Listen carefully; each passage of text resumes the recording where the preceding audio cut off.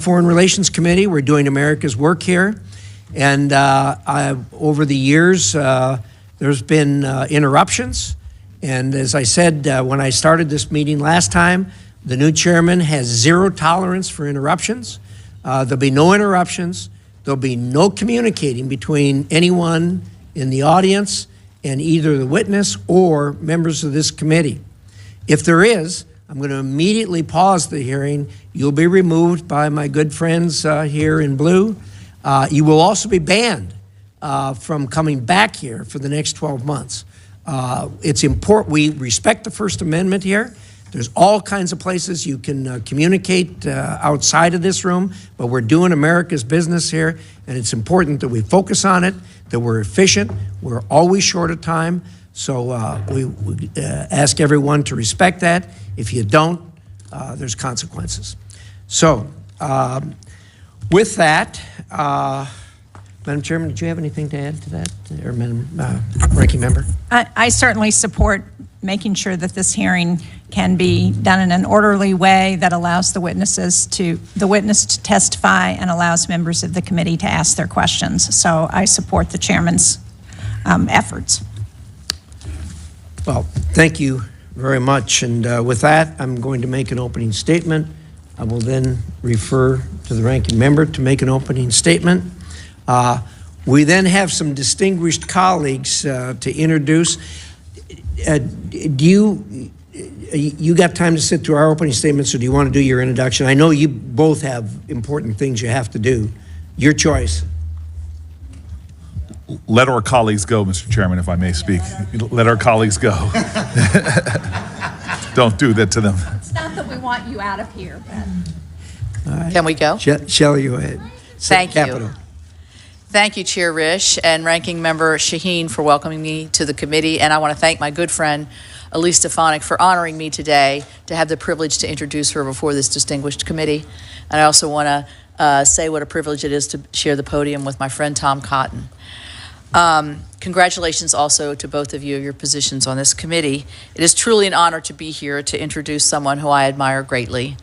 The job she has been selected to carry out for President Trump is not an easy one, but it is extremely important. In its early formation, it was believed that the United Nations required U.S. leadership in both its creation and in the actual business of the organization to prevent conflict and to advance freedom. But lately, when many of us look at the United Nations, this body that is meant to advance values of peace and freedom and human dignity, we don't see those American values reflected. We see rampant anti-Semitism against the world's only Jewish state as it faces attacks from all directions.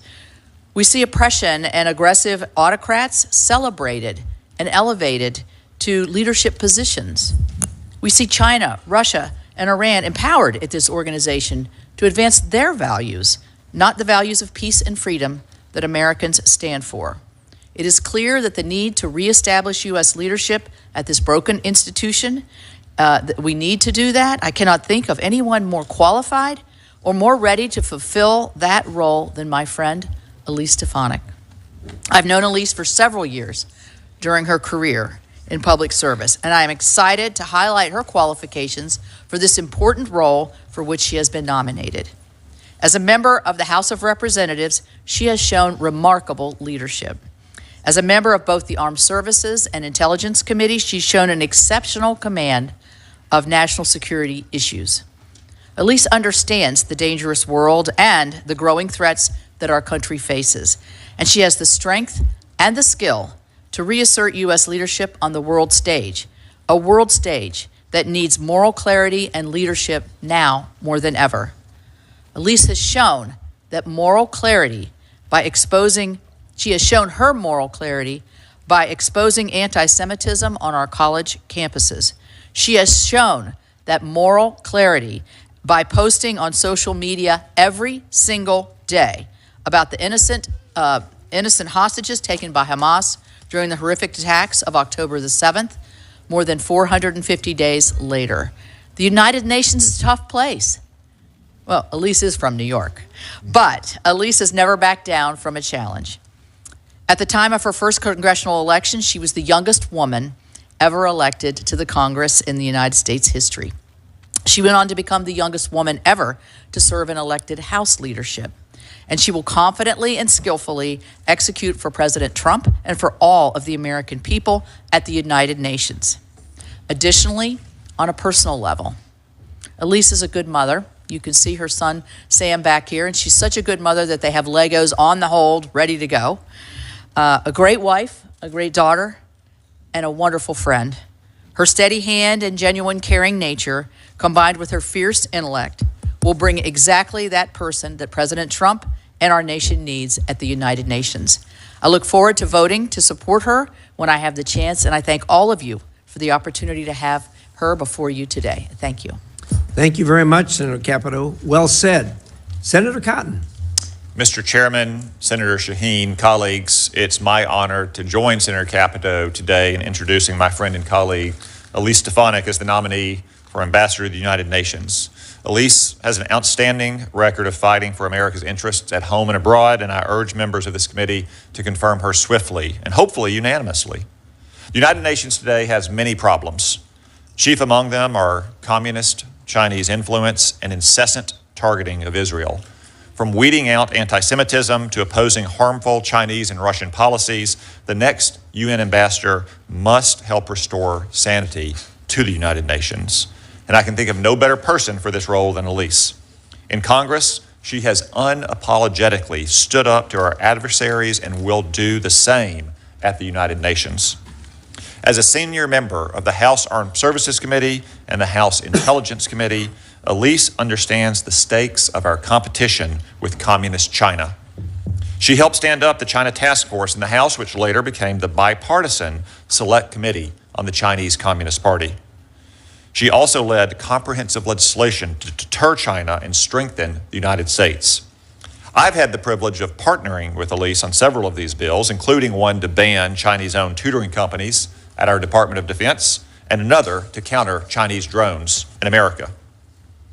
I'm also confident in Elise's ability to stand up for Israel against the United Nations' often blatant anti-Semitism. She has long advocated for billions of dollars for Israeli capabilities like the life-saving Iron Dome and critical anti-tunneling technology. Her questioning of college presidents in defense of Jewish students set off shockwaves around higher education, resulting in the resignation of the Harvard and University of Pennsylvania presidents.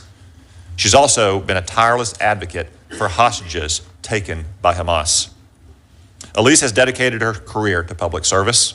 She started out working in the Bush White House before joining Congress to serve the people of Northern New York. To her constituents, she's best known for working across the aisle to improve the lives of New Yorkers. At the UN, I know that she will continue to put Americans first. I commend President Trump for this nomination, and I'm grateful to Elise for once again answering the call of duty. I'd also like to thank her family, whose steadfast support has led her to this moment. Elise and her husband Matt are parents to their 3-year-old son Sam, who is apparently departing at this very moment. I'm sure that one day Sam will look at this moment and Elise's future service with much to be proud of, even if today, like my boys, he thinks it's mostly boring politics stuff. Yeah. So today I'm here to happily and proudly offer my strong support to this dedicated public servant and American patriot, our next ambassador to the United Nations, Elise Stefanik. She's the right person for the job, and I encourage all of my colleagues on the committee and in the Senate to process her nomination promptly and unanimously. Thank you, Mr. Chairman and Senator Shaheen. Well, thank you, Senator Cotton, and again, well said. So both of you, I know you've got things that you've got to attend to, and we appreciate you coming to the committee and helping us out. Representative Stefanik, welcome to our committee. You'll find us kind and generous most of the time, and we look forward to hearing from you. Senator Shaheen and I are going to make a few remarks, and then we'll yield to you and hear what you have to say. First of all, let me start by saying there is great difficulty at the United Nations today, and I'm confident President Trump's nominee can help bring much-needed change. This is widely recognized by people here up on the Hill. Senator Cotton, Senator Capito both made reference to it. I know you're well aware of it. One of the unfortunate things, and maybe this hearing will help, is the vast majority of the American people do not recognize the deterioration that has happened at the United Nations and how it has strayed from its original purposes. There is great difficulty there. I think that we need significant change. As threats from China, Russia, North Korea, and Iran continue to grow, Representative Stefanik, your position will be at the heart of the U.S. efforts to stand up to the authoritarian axis that seeks to undermine the United States at every turn and to ensure our partners and allies are also doing their part. I know you're up to that task. The UN was founded to be a force for peace and stability in the world, an admirable goal. It's not working. Since its founding, the United States has helped shape the UN and has supported it in dollars, lots and lots and lots of dollars, and in spirit. But today, the United States remains the largest funder of the UN system.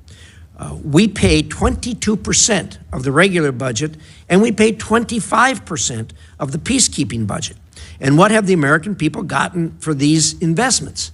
They have chaos, complete dysfunction at the UN, and a warped sense of right and wrong. In place of needed reform, the U.S. is constantly asked to give more to the UN, but over time the organization has drifted farther away from American values, putting American national security in jeopardy. Representative Stefanik, I know that President Trump has nominated you to the UN because he knows you're not afraid to stand up for the American people, ensure that taxpayer dollars are truly putting America first, and push back against the real problems, constant problems, that plague the United Nations. As the UN has expanded its mission, the amount of conflict, waste, fraud, and abuse has grown. In the UN Security Council, which is charged with maintaining international peace, security, consensus, and partnership on the many issues world faces, has become a fantasy. Critical issues that demand the Council's attention fall to the wayside. Accountability for Vladimir Putin's invasion of Ukraine, China's grotesque human rights abuses, genocide in the Sudan, regime change in Syria, all go unaddressed. But by what is supposed to be the leading international organization to resolve these conflicts. As the authoritarian axis grows and competes against democratic nations, the UN will descend back into the paralysis that has marked the Cold War if it continues on its course, which it has no indication it is changing. To make matters worse, our adversaries have weaponized the UN against Americans and democratic interests. Prior to the fall of Assad, Putin used the Security Council to block any action to hold Assad regime accountable for its crimes against humanity. China has used its malign influence to block attempts to discuss the Chinese government-sponsored genocide against the Uyghurs, and they have blocked our ally, Taiwan, from fully participating in the UN. China also manipulates the UN personnel system, which we all know, and they've used it to install Chinese diplomats into the UN bureaucracy that only serve China's goals and interests. There is a deep, deep anti-Israel bias within the United Nations that has only grown stronger since Hamas's horrendous, unprovoked attack against Israel on October 7th. This sentiment was spearheaded by the UN Relief and Works Agency, UNRWA, which had numerous employees participate in October 7th terrorist attacks and allowed its schools and facilities to be used by Hamas. Remember, these are U.S. tax dollars that partially help fund UNRWA. For years, I have led my colleagues on legislation to end the U.S. contributions to this anti-Semitic organization, which openly employs terrorists. UNRWA must go. What I've just described is not what the American people want out of their taxpayer dollars. Our contributions should serve America's interests first, and I know you will bring that message to the United Nations system loud and clear. Representative Stefanik, I believe it is reasonable to evaluate every UN agency to determine if what they are doing is directly beneficial to America and hold them account until the answer is a resounding yes. Anything less should not be tolerated. If these agencies cannot be changed, and at this point, the U.S. should seriously examine if further contributions and indeed participation in the UN is even beneficial to the American people. I'm interested to hear your plans for change at the UN, and I look forward to seeing the tremendous work I know that you will do for our country and to make the world a safer place for future generations. Thank you. Senator Shaheen. Well, thank you, Mr. Chairman, and welcome, Congresswoman Stefanik. Welcome to your family, who's with you today as well. Now, whether fighting the spread of infectious diseases or stemming the flow of fentanyl that kills Americans, combating transnational crime that costs Americans billions of dollars, negotiating political settlements to dangerous conflicts, the work of the United Nations directly affects Americans all across this country. We benefit from UN peacekeeping missions that would otherwise fall to the American military. We are better off because of efforts to stabilize societies and provide life-saving assistance in places like Sudan, Syria, and Ukraine. And we don't just do this out of the goodness of our hearts. We fund these efforts because they make Americans, as Secretary Rubio said in his hearing, safer, stronger, and more prosperous. Equally important, if we don't do it, our adversaries and competitors will. Representative Stefanik, welcome again to this committee. Congratulations on your nomination to be U.S. Ambassador to the United Nations. From working in the Bush administration on the Domestic Policy Council to being the youngest woman elected to Congress, you have strong credentials and the relevant experience for this role. But today I'd really like to hear your vision for the United States at the United Nations. I've certainly taken note of the skepticism in the United Nations expressed by others in the incoming administration and also expressed by your introducers today and Chairman Risch. In the past, you have voted to defund the United Nations and its specialized agencies. Certainly, I would agree that the United Nations is an imperfect body, but the UN is also a force multiplier of American taxpayer money.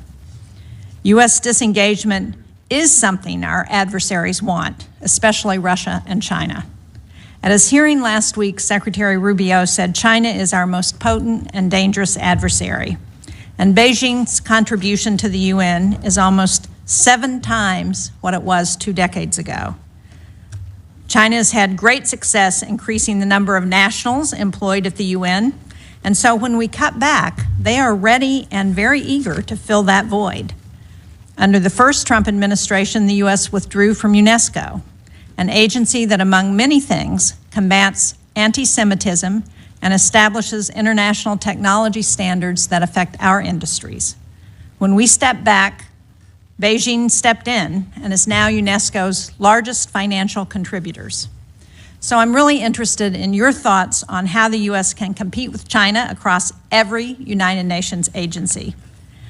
One agency at the UN that I think is particularly important is the UN Population Fund, or UNFPA.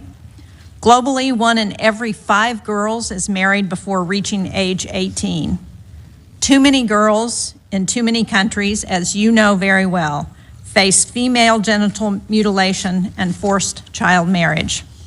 UNFPA provides critical reproductive and maternal care. It reaches 3 times as many countries as our bilateral family planning program. And in some areas like Darfur and Kordofan, it is the main provider of life-saving reproductive health supplies. Things like childbirth delivery kits that reduce infection for women giving birth outside clinical settings. I believe its work is irreplaceable.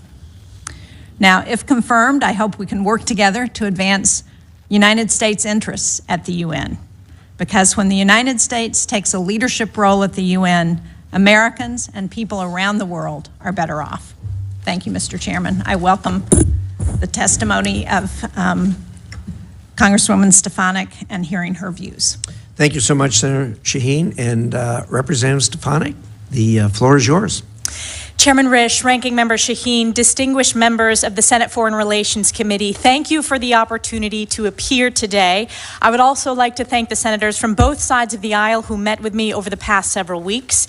It is the honor of my lifetime to earn President Trump's nomination to serve in his cabinet as U.S. Ambassador to the United Nations. If confirmed, I stand ready to implement President Trump's mandate from the American people to deliver America First, peace through strength, national security leadership on the world stage. Before I begin, I'd like to personally recognize my family. We all know in public office that we would not have the opportunity to serve were it not for the support of our loved ones. I'd like to begin with my mom, dad, and brother, Melanie, Ken, and Maddie. My dad was here with me today, and my mom and brother are watching closely from upstate New York. There is no question that I would not be here without their lifetime of unconditional love, support, and encouragement, and for that I am forever grateful. I also want to thank my incredibly supportive husband, Matt, who is also here, and of course, most importantly, our pride and joy, our 3-year-old son, Sam, who made his debut in the U.S. Senate. He is comfortable on the House side, it's new in the Senate, so thank you for the warm welcome. Sam is by far our greatest blessing. Of all the titles I have held, Congresswoman, Chairwoman, Representative, or Ambassador if confirmed, my most important title will always be Mom. I appear before you today as a daughter, sister, wife, mother, Congresswoman, a patriotic upstate New Yorker, and a proud American. I believe deeply in the American dream because I've had the opportunity to live it. I was born and raised in upstate New York, the cradle of the American Revolution. I grew up in a small business family where my parents instilled in me the importance of hard work, ingenuity, and grit. I was blessed to be the first member of my immediate family to have the opportunity to graduate from college. I graduated from Harvard with honors and then worked at the White House, in the West Wing, on the Domestic Policy Council, and in the Chief of Staff's office. After nearly a decade working in public policy in Washington, I returned home to work in my family's small business and decided to run for Congress. In 2014, I was elected to Congress, making history as the youngest woman ever elected at the time. In Congress, I have fought tirelessly for the hardworking families of New York's 21st District, delivering significant bipartisan results for my constituents. I was elected by my colleagues to serve as the House Republican Conference Chair, becoming the highest-ranking woman in Congress at the time and the youngest woman of either party to serve in top elected House leadership.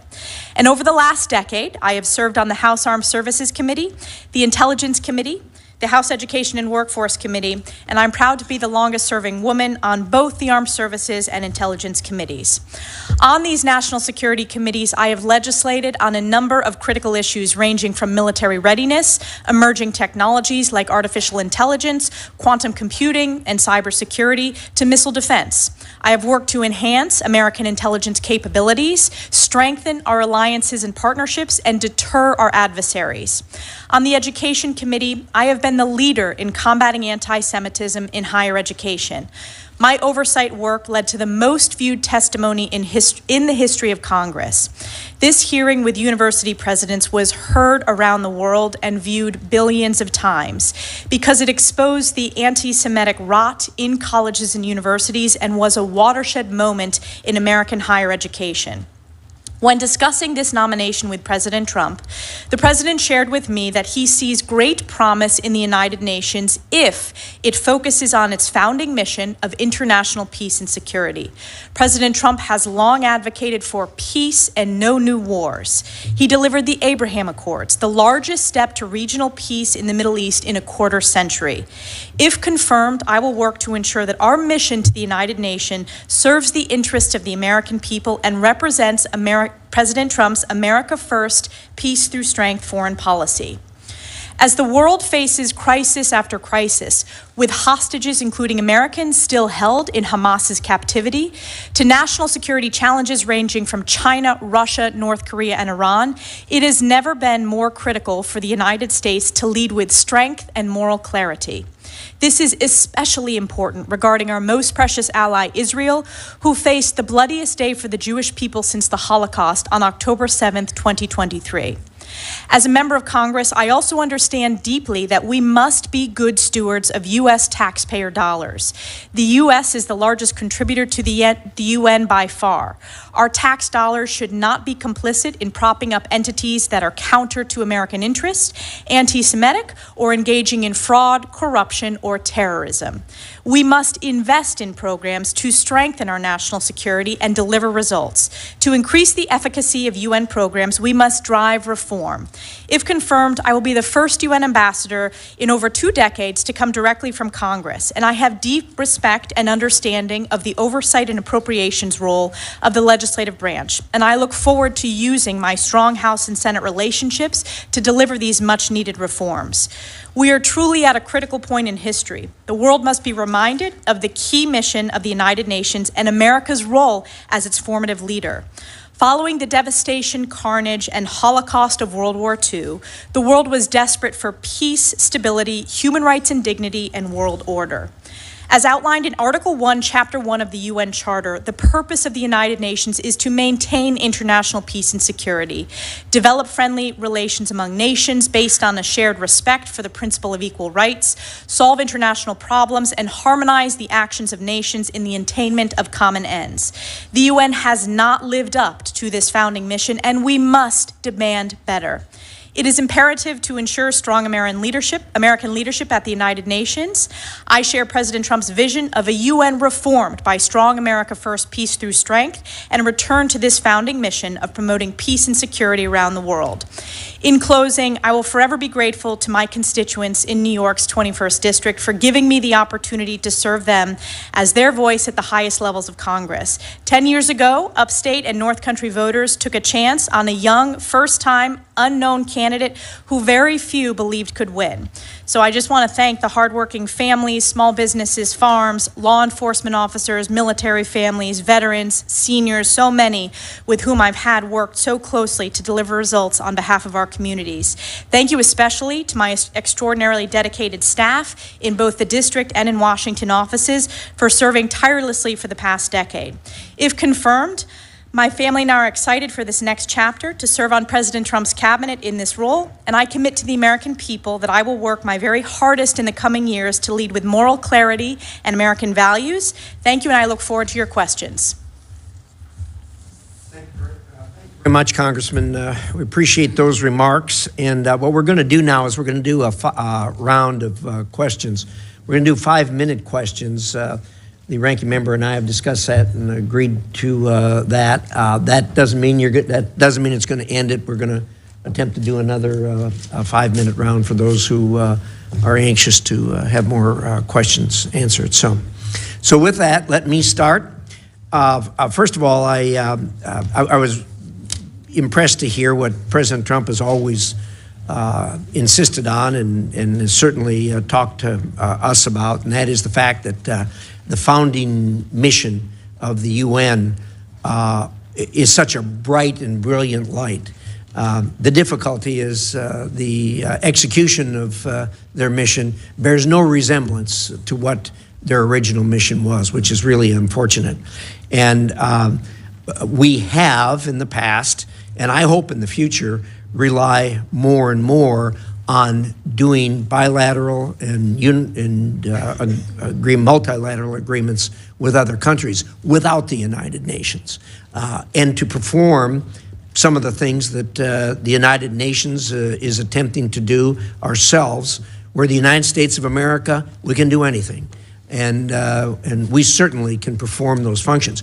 The best example I can give you is the Abraham Accords. The Abraham Accords are probably going to be looked at in history as a turning point in the Middle East. It was done under President Trump last time.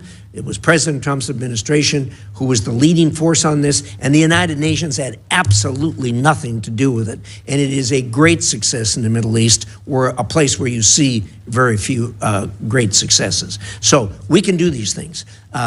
We put a tremendous amount of money into the United Nations to do things that we can do. For instance, feeding folks. We do a lot of it ourselves through USAID, but we do a lot through the UN. In doing that, The UN has hired, for instance, UNRWA to do it, an organization I don't want anything to do with. I don't want any connection to UNRWA. And yet, here we are working with them. So I think there's a lot of things that we can do to start with that will ratchet down the number of people that are clogging the New York streets up there with employees from other places, and make it a mission it's our own. Your thoughts? Thank you, Chairman Risch. I wanted to point out, and I'm glad you referenced the Abraham Accords. I think we can look to the success of our bilateral relationships and various multilateral partnerships and build on that within the UN. For example, we have the Abraham Accords caucus in the Congress. I think we should consider starting an Abraham Accords caucus within the United Nations to build on President's success delivering that historic result, the greatest breakthrough for normalization in the Middle East in over a quarter of a century. I do share your commitment, Chairman Risch, to being good stewards of U.S. taxpayer dollars and ensuring all of our investments to any foreign policy strategy, and this goes hand in hand what Secretary Rubio testified, represents our American interests. Does it make America safer? Does it make America stronger? And does it make America more prosperous? So I hope to work effectively with this committee, our oversight members and our appropriators to ensure that we deliver reform and ensure that each dollar is going to strengthen our national security. I think we can look to the programs that are successes, which typically have strong American leadership and voluntary funding. One example is the World Food Program, which has significant bipartisan support on this committee in both chambers of Congress, and it's supported by the American people. And oftentimes, the most successful agencies within the UN, they have transparency, accountability standards, and are led either with strong American leadership or allied countries. So that's a bit of feedback to your question. Well, thank you. I appreciate that. Just very quickly, one of the things that has really concerned me in recent years is we keep getting outvoted at the UN. And it turns out that every country has one vote. And then when you look around and you look at these countries that are voting against us, you find out that you got the Chinese in there spreading money throughout their government, to individuals in their government, to projects in these dinky little countries, and they buy their vote. This is a real problem, and it's a kind of thing that gets us to the point where we can't even get a resolution that condemns Russia for their invasion of Ukraine in absolute violation of the foundations of the United Nations. And when the Secretary General comes to see me, I always crank on him and say, look, you guys can't even get a resolution condemning this. What are you doing for us? How are you making this work? And I get a word salad in response. Your thoughts on this problem with the Chinese buying off these smaller countries? It is no question, Chairman Risch, that the CCP has made significant inroads. This is a long-term strategy that they have at the United Nations, and we need to have strong American leadership working with our allies to push back on this. As you pointed out, every country, no matter what its size, gets one vote. I believe we need to have a strategy to push back, particularly on the CCP's inroads within the global south and even within the Western Hemisphere. I think we need to build on our, as you said, bilateral partnerships and make sure they understand the importance of a two-way partnership with the United States. I also think that the personnel strategy of the CCP has been of particular concern within the UN. Clearly. China has made inroads in placing CCP leaders and Chinese diplomats in positions as head of various sub-UN agencies, but also at the most junior level. So we need to have a human capital strategy working with our allies to push back on that. I appreciate your thoughts in that regard, and I certainly have no objection to countries having a vote. What bothers me is that the corruption and the fraud when the Chinese buy off that vote with money is just flat wrong. Thank you for your thoughts. Senator Shaheen. Thank you. Again, Congresswoman Stefanik, welcome, and thank you for your willingness to continue to serve this country and for your past service in the House.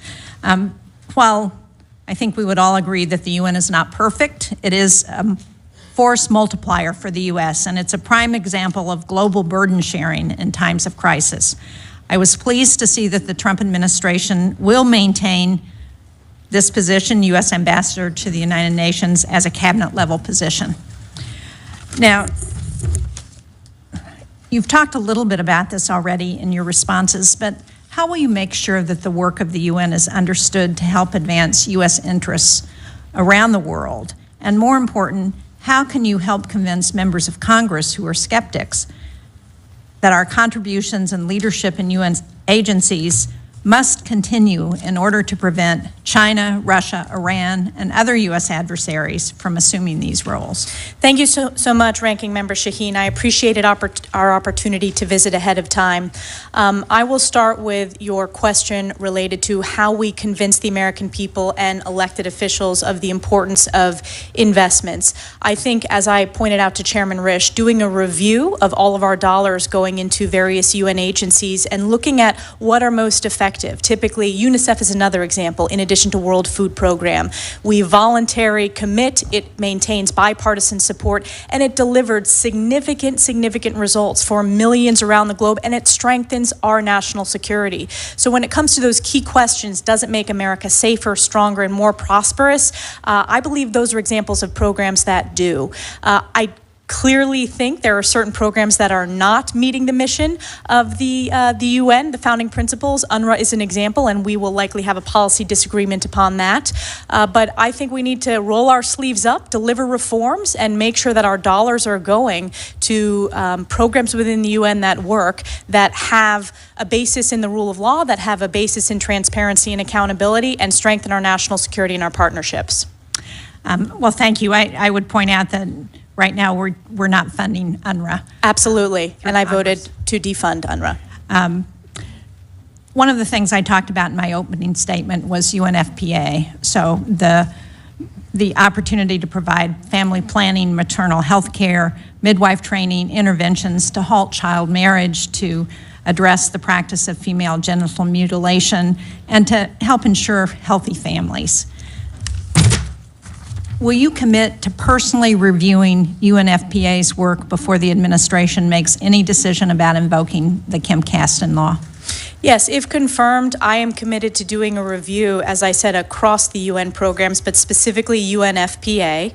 I think it's very important that we do a full review, as the President announced the executive order today as well regarding all of foreign aid, and I would make sure that we are being good stewards of U.S. taxpayer dollars. I do want to point out I have a very strong record when it comes to standing up for women's health issues, particularly addressing maternal mortality rates, addressing pre- and postnatal care, addressing infant malnutrition, and I think that is very important, and that you have my commitment to do that review if confirmed.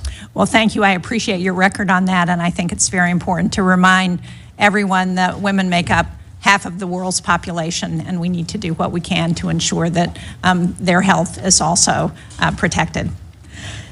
In April, you said that Vladimir Putin's war in Ukraine constituted genocide, April of 2022. You called for the delivery of security assistance to Ukraine. At the UN, we've seen inconsistent support for Ukraine. We've seen greater support on initiatives to support Ukraine and less support on initiatives to hold Russia accountable. If confirmed, can you talk about how you might use your role as UN ambassador to address and punish Russia's ongoing attempted genocide in Ukraine? I support President Trump's commitment to bringing this war to a resolution, to stop the killing, and he campaigned on that issue, and he feels very deeply, and I support that. And I believe it falls squarely in line with the founding mission of the United Nations to bring international peace and security. If you look at my record over the course of my time on the House Armed Services Committee and the House Intelligence Committee, I have a very strong record when it comes to deterring Russia, pushing back on Russia, including during President Trump's term, voting for defensive lethal aid to Ukraine. I believe peace through strength is our strongest deterrence, and I'm very proud that during President Trump's first term, it was the only president where Putin did not invade another country because of that strong peace through strength leadership and the rebuilding that we passed through the National Defense Authorization Act and President Trump signed into law. So I think our effort should be my effort will be supporting President Trump's mission to bring that to a resolution and to deter Russia in the long term. And so how do we hold Russia accountable for some of the human rights abuses that have happened in Ukraine, for their destruction of infrastructure in the country, for the lives that are lost? Clearly, this is a war that is only Vladimir Putin's initiative that has started. So are there things we can do at the UN that will hold Russia accountable? Certainly, it's going to be important to support President Trump's approach with his special envoy to address and bring that to a resolution. And I will work with the National Security Council and my colleagues in the cabinet who sit in the national security spaces to use this position at the United Nations to support his strategy and give him maximum flexibility to bring this to a resolution. Thank you. Thank you, Mr. Chairman. Thank you. Senator Ricketts. Thank you, Mr. Chairman. Congresswoman Stefanik, welcome to the committee, and thank you very much for stopping by my office so we could have a chance to talk before this committee. And I really appreciate your service to our country and look forward to the strong credentials you bring to the table to be our UN ambassador. Winston Churchill said that the UN was set up not to get us to heaven, but only to save us from hell. And we've talked about the corruption that's going on there, the mismanagement, the rot, and so forth. And you've mentioned already this concept that we have to have reform there. That's going to be very important. And we've also talked about how much American taxpayers put into the UN, $18 billion a year. And to put that in perspective, in 2022, that was more than 185 other member nations combined. Chairman Risch mentioned what the percentages of 22% of their overall budget most recently and so forth. So we invest a lot there. We've talked about these reforms. Do you believe that we can leverage the money that we're putting into the UN to drive the reforms? So for example, can we say to the UN, hey, we're going to put money into these programs if, for example, they establish some of the transparency you were talking about. And if you don't do that, we're pulling our money out. Is that one of the ways that we can drive reforms? Absolutely, and I believe we have to. We owe that to American taxpayers to ensure that all of our dollars and investment represent our values and answer the key questions of, does it make America safer, stronger, and more prosperous? So that is really important to me as an elected official currently, representing. I understand we have to be good stewards of U.S. taxpayer dollars. So I think that is a key tool for us to demand greater reforms and transparency. Great. One of the other things that we've also talked about as well is how Communist China has used the UN to push its interests, and the chairman laid out some of the problems with what Communist China is doing. What can we do to be able to get more U.S. leadership into these different committees to kind of combat that? We need to have a strategy, and this came up in virtually every conversation with senators from both sides of the aisle, and it needs to be a long-term strategy working closely with our allies and our partners, both at the most junior levels and at the more senior levels within the UN. We need to make sure that we're running candidates, either American or allied nations, in the elections process for key leadership posts within the UN system. We need to pay particular attention, I believe, to the technical organizations, whether it's telecommunications, whether it's civil aviation. And another way is we need to ensure Taiwan has maximum meaningful participation in international organizations. I also believe it's important to ensure that the language, because we have seen China trying to insert their specific language, which is counter to our values. We need to have very strong Mandarin expertise and really keep a close eye on that as well in all the documents and statements coming out of the UN system writ large. So do you have specific plans to be able to start recruiting more Americans or allied nations people into the UN to be able to do it? And I'm going to kind of add on to that, because if you go back to, I think, between 2009 and 2021, the Communist China has increased its employment of its nationals in the UN by 85%. So it's not just about leadership of different agencies, but it's also about how many people just work there in the UN that, of course, we'd be naive to think that they're not driving Communist China's agenda through the UN, whatever role they have. So can you talk a little about how the strategy for getting more people leadership, but also how do we recruit more Americans or other allied people just to do the work of the regular UN?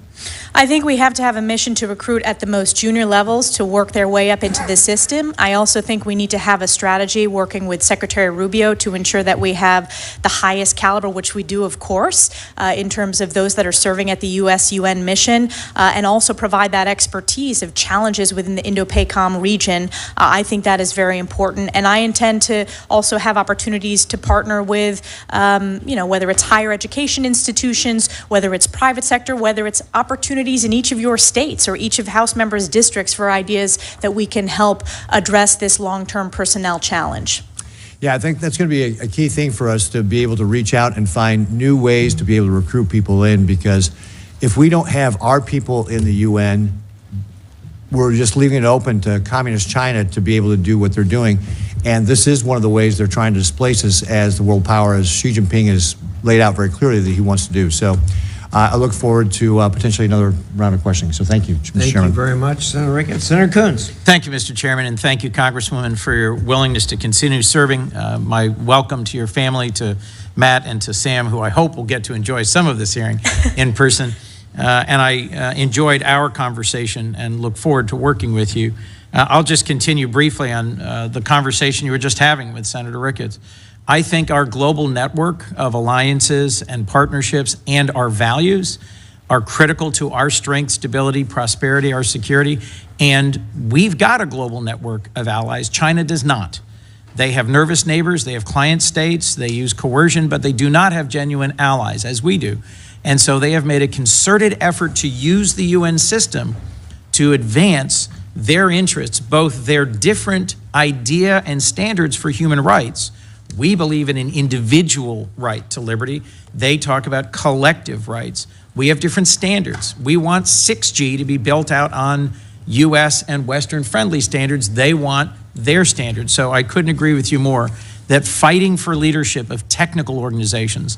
In the previous Trump administration, I worked closely with his PTO director to make sure that the World Intellectual Property Organization wasn't run by a PRC national, and the ITU, as we spoke about. So I think it's critical. We do have a strategy. I worked closely with Ambassador Linda Thomas-Greenfield on this. As the chair of the appropriating subcommittee, Senator Graham and I worked well together with her to increase funding for junior professional officers, to increase funding for the US-UN mission. If confirmed, will you commit to continuing this work to make sure that Americans and American-friendly leaders compete for and succeed at leading the technical organizations of the UN and compete for and succeed at staffing the junior levels of the UN? Yes, thank you, Senator Coons, and I enjoyed our discussion. This is one of my top priorities, and this, you're seeing it came up in, as I mentioned, every single conversation. I think the success story of successfully having a candidate defeat China's candidate in the Intellectual Property Organization, that is a model that we need to continue to use in these other technical organizations.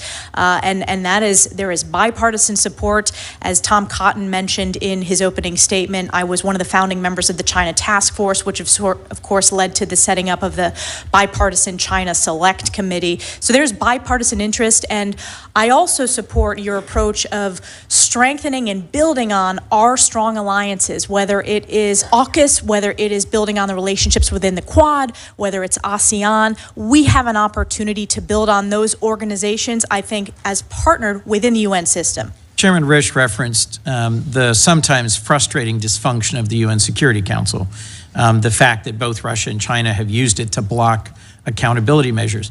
The General Assembly did pass an overwhelming resolution condemning Russia's brutal invasion of Ukraine, but we couldn't get it through the Security Council. The Security Council did, in September, unanimously pass, because of American leadership, a resolution continuing sanctions, visa bans, an arms embargo for Sudan. So it is not completely without merit.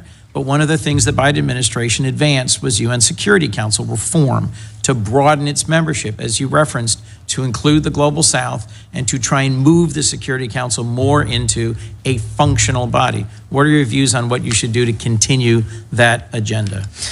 Certainly when it comes to UN Security Council reform, it is very complex. It is very challenging with both Russia and China and the veto on the P5. I would want to work with this committee and, of course, the president primarily on any proposals for UN Security Council reform. In my opening statement, when I was referencing reforms, I was mostly talking about ensuring that all of our taxpayer dollars are going to UN entities that function very well. But I am open to having conversations about how to make it work better. I think we need to have a broader strategy reaching out to countries within the global south where China's made significant inroads. They've done it by building ports. They've done it through telecom. It's really been a whole of government approach. And it's obviously not the UN alone. It's working with Secretary Rubio. It's working with USAID, working with USTR, and significant economic investments that are happening in various Don't forget the other DFC. countries. President Trump signed the BUILD Act into law in his first term. The Development Finance Corporation is a critical tool in our toolkit. Before I conclude, I just want to raise my profound concern about an executive order signed yesterday by President Trump that puts a 90-day pause on all development assistance without clarifying the scope of that. Does that include our contributions to UNICEF and the World Food Program, which I think you would recognize, you did recognize, led by Americans, broad bipartisan support, part of the key mission of the UN to promote stability and security by feeding hungry people and bringing stability.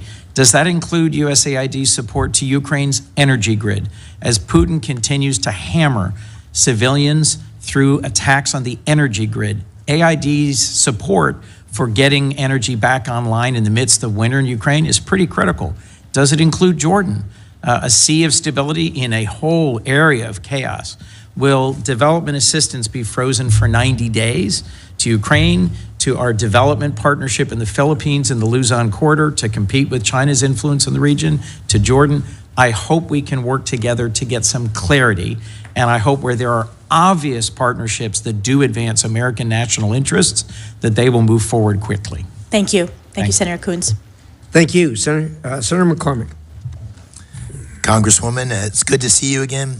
My wife, Dean, and I have known you for, I think, more than 20 years, so I'm thrilled that President nominated you for this important role.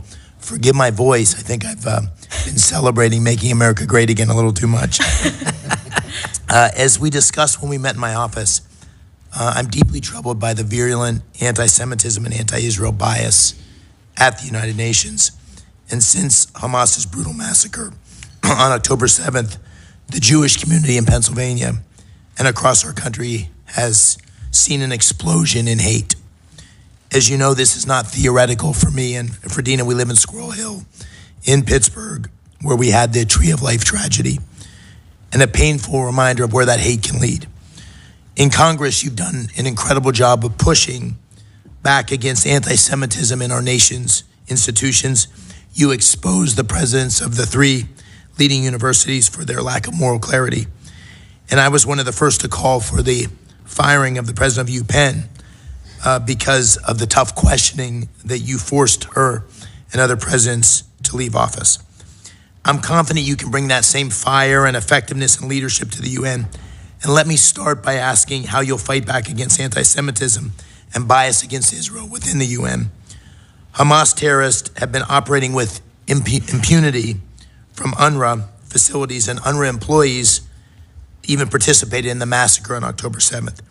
So beyond funding, how will you work with our allies to end UNRWA's mandate and shift legitimate humanitarian functions to other UN organs or trusted NGOs?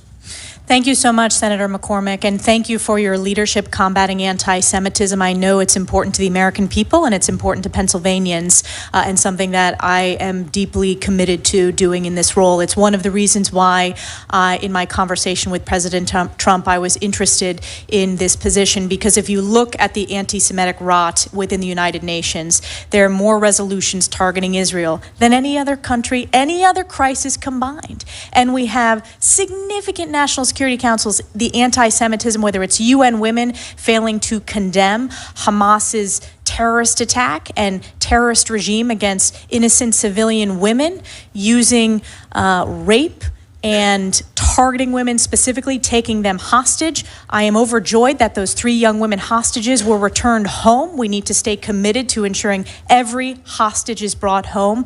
I've met with many hostage families. This position, we need to be a voice of moral clarity on the UN Security Council and at the United Nations at large, for the world to hear the importance of standing with Israel. And I intend to do that. This year will mark the 50th year since the disgraceful Zionism is Racism resolution at the United Nations. And at the time, our U.S. Ambassador, Daniel Patrick Moynihan, spoke out strongly against that disgraceful resolution. That is the type of leadership that I hope to bring, if confirmed, to the United Nations. And President Trump has a tremendous record when it comes to standing with Israel, whether it's the Abraham Accords, whether it's his commitment to combating anti-Semitism, or recognizing Jerusalem as the eternal capital of Israel. This is a strong, strong record, and I hope to do that at the UN if confirmed. Thank you. As is already noted, the Chinese Communist Party has a deliberate strategy to use the UN Human Rights Council and other parts of the UN system to propagate its false narrative on human rights and legitimize its authoritarian agenda.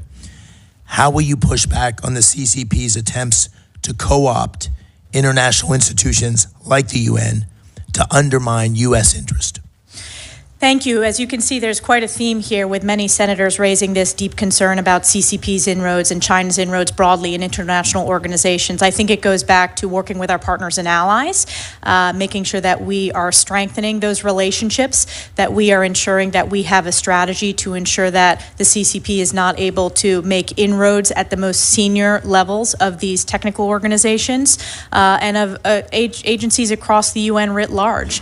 This was another of my top priorities that I expressed in each and every meeting with all of the senators from both sides of the aisle. Thank you, and I'll try to squeeze in one last question. I was so glad that President Trump withdrew from the UN climate accords last night.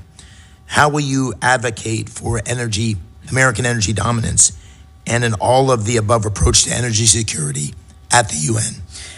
Again, I want to make sure that we're representing American values, American interest. I am the United States ambassador, if confirmed, to the United Nations, and that means supporting strong American energy dominance and not giving a free pass to the biggest polluters like China in the world. When we have the cleanest water, the cleanest air, and the best record when it comes to an all-of-the-above energy approach, moving back to the successful policies of President Trump in his first term, when not only was America energy independent, we were energy dominant. So that is my commitment.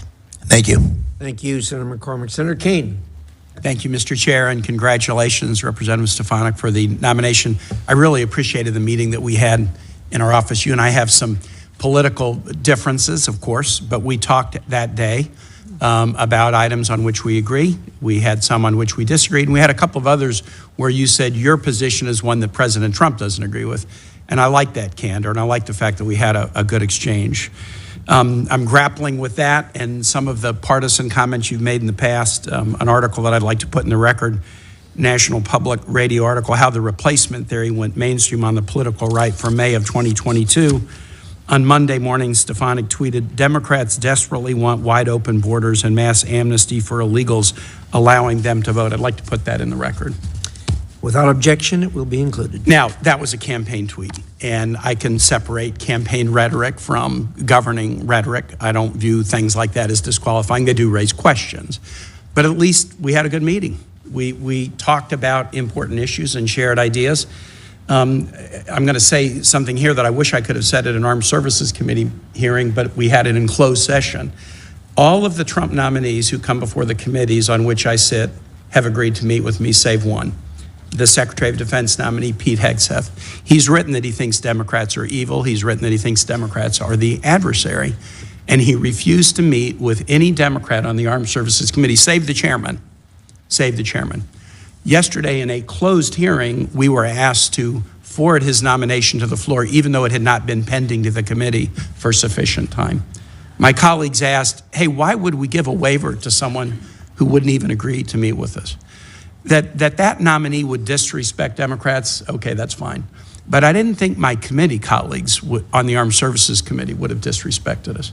And I'll just say to all of my Republican colleagues here, if there is ever a nominee by any president who refuses to come meet with you when you're on the committee of jurisdiction overseeing that nominee, I will publicly raise hell on your behalf. Nominees should meet with the committees, just as Representative Stefanik did. And Representative Stefanik, while I have a question about some of the campaign rhetoric, I'm not going to ask you about it because that's in the past.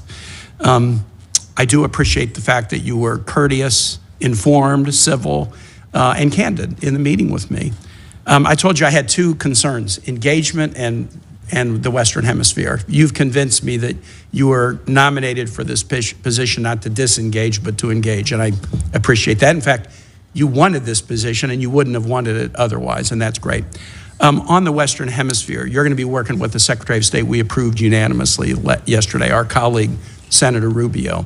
Senator Rubio talked at some length about a number of topics on the Americas the other day, and I want to ask you about one that is particularly challenging right now, and that's Haiti. The situation in Haiti is a disaster. You know that. I mean, you've been on these committees overseeing American national security, and you know that issues like Haiti create immigration challenges and all kinds of other challenges that are bad on the humanitarian front and can cause problems for allies like the Dominican Republic and cause problems for us. We now have a security operation in Haiti being led by Kenyans with the assistance of other nations, with the financial support and assistance of the United States. Senator Rubio talked at some length here on last week about how important it was that we stay engaged on that. I'd like to know kind of what your thought would be, should you be confirmed at the UN, for what the U.S. can do to try to help Haitians find a next chapter that is a peaceful one. Yes, thank you, Senator Kaine. Appreciate the opportunity to sit down with you. I know we serve on the National Endowment for Democracy together, and there's been significant bipartisan results delivered through that program funded by Congress. I wanted to just point out, I stand strongly for border security. And that was what the tweet you referenced was related to. And I would point out that in the sector that I represent, the Swanton sector, there was a Border Patrol officer killed in the last 24 hours. Are there any Democratic senators that you think are for open border and mass amnesty for illegal undocumented? Well, I would point out that Democratic think tanks and rhetorics have talked about... I'm asking about senators. Any Democratic senators you would level that charge against? I think there are Democrat senators who have supported open borders. What I was doing is clarifying when you pointed out a headline from an article. Not a headline, a quote of yours. Which was related to border security, and we just had an overwhelming popular vote for President Trump where border security was top of the mind. Well, I think it's important to note, I do stand by my rhetoric standing up for strong borders, and the American people overwhelmingly support that. Related to your question related to Haiti. My time is over, so let me just conclude and say this. When I've been on this committee and in the Senate, I was part of a bipartisan deal that put $46 billion of border security on the table that the House Republican majority killed, and another deal that put $25 billion of border security on the table in 2018 that President Trump killed. And I was just part of a bipartisan deal in the last year that was significant about bipartisan border security on the border that President Trump killed. The notion that Democratic senators are for open borders and allowing illegal aliens to vote is a fantasy. And so I really appreciate the opportunity to meet with you. But now I have questions about if you'd fall for a fantasy. I'm going to have that to ponder that, and I yield back, Mr. Chair. I do want to address that, Chairman Risch, if you give me the latitude to do so.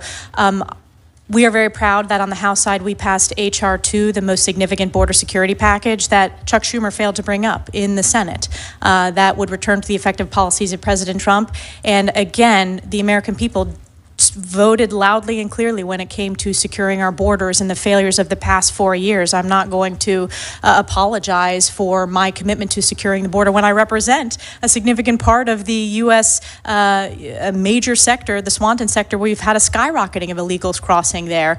On the issue of Haiti, which I think is important, and it is a bipartisan concern, obviously it's a humanitarian significant challenge in our hemisphere. Working with Secretary Rubio, we need to have a strategy. I'm deeply concerned. It is very complex. There is no simple solution. And that is an area where we need to continue to have discussions with the committees of oversight.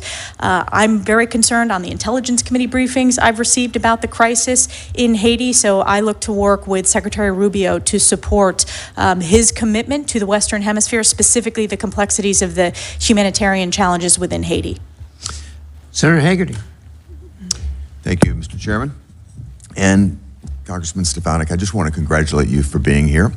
I'm very pleased to see your nomination to be the next ambassador, the next United States ambassador to the United Nations, and I look forward to working with you very closely. Before I get into specific questions, I'd like to just ask you a very broad one in terms of what your vision is for the U.S. mission to the United Nations, and in terms of our posture at the outset going in, and then where you'd like to see it 4 years later. Thank you so much, Senator Hagerty. It is great to have worked with you over the past few years and your expertise, both having served as an ambassador in the first Trump administration and your incredible work in the U.S. Senate on this committee. My vision is making sure that we're supporting President Trump's America First, Peace Through Strength agenda, that we are good stewards of U.S. taxpayer dollars, and that we return to the founding mission of the United Nations, which is international peace and security, very much aligned with President Trump's commitment to peace and no new wars. I think there are reform opportunities that we need to work with. This committee, hearing after hearing with various ambassadors, have talked about reforms. I want to roll up our sleeves and get it done. Demanding transparency and accountability, actually having the answers of where each taxpayer dollar goes within the UN, which, as Chairman Risch has referenced in previous hearings, we have not gotten the answer to because there's not that amount of transparency. Standing with Israel is critically important, particularly as there are hostages still being kept today by Hamas, pushing back on the CCP, and then strengthening our partnerships and allies, working with Secretary Rubio to make sure that his reform vision for the State Department, that, as he said in his hearing, this is not about reforming, it is about improving over the long term. We want to improve to deliver results. Well, I appreciate that very much and look forward to working with you in multiple respects to make that happen. One of those areas will be through our commission to modernize and reform the State Department, that I look forward to working with Senator Coons as we co-chair that effort. Let's get to a couple of specifics. Senator McCormick touched on this. I'd like to drill a little bit deeper into UNRWA. This is a particularly problematic organization, in my view, long before the October 7th Hamas massacre took place. I've been calling for the United States to cease funding UNRWA, to send a very strong message. It's been well documented that UNRWA's textbooks teach children to glorify the murder of Jews. Hamas employs UNRWA facilities. They build their own tunnels and facilities underneath them. UNRWA employees even actively participated in the massacre on October the 7th of 2023. In January 2021, the Trump administration announced that less than 5% of people registered as refugees with UNRWA actually met the internationally recognized criteria for refugee status that demonstrates that UNRWA is a fundamental mechanism through which this Israeli-Palestinian conflict is perpetuated. President Trump rightfully stopped sending U.S. taxpayer funds to UNRWA. President Biden decided to reinstate funding without insisting on significant reform, and I was quite disappointed by that. Congress was correct, I believe, in defunding UNRWA last year. I believe the prohibition should be permanent. And my question for you is, how do you think you should deal with UNRWA? How do you think we should address U.S. taxpayer funds having gone to an organization like that has been directly complicit in terrorism in the October 7th, 2023 attack? We should never tolerate any U.S. taxpayer funds going towards terrorism.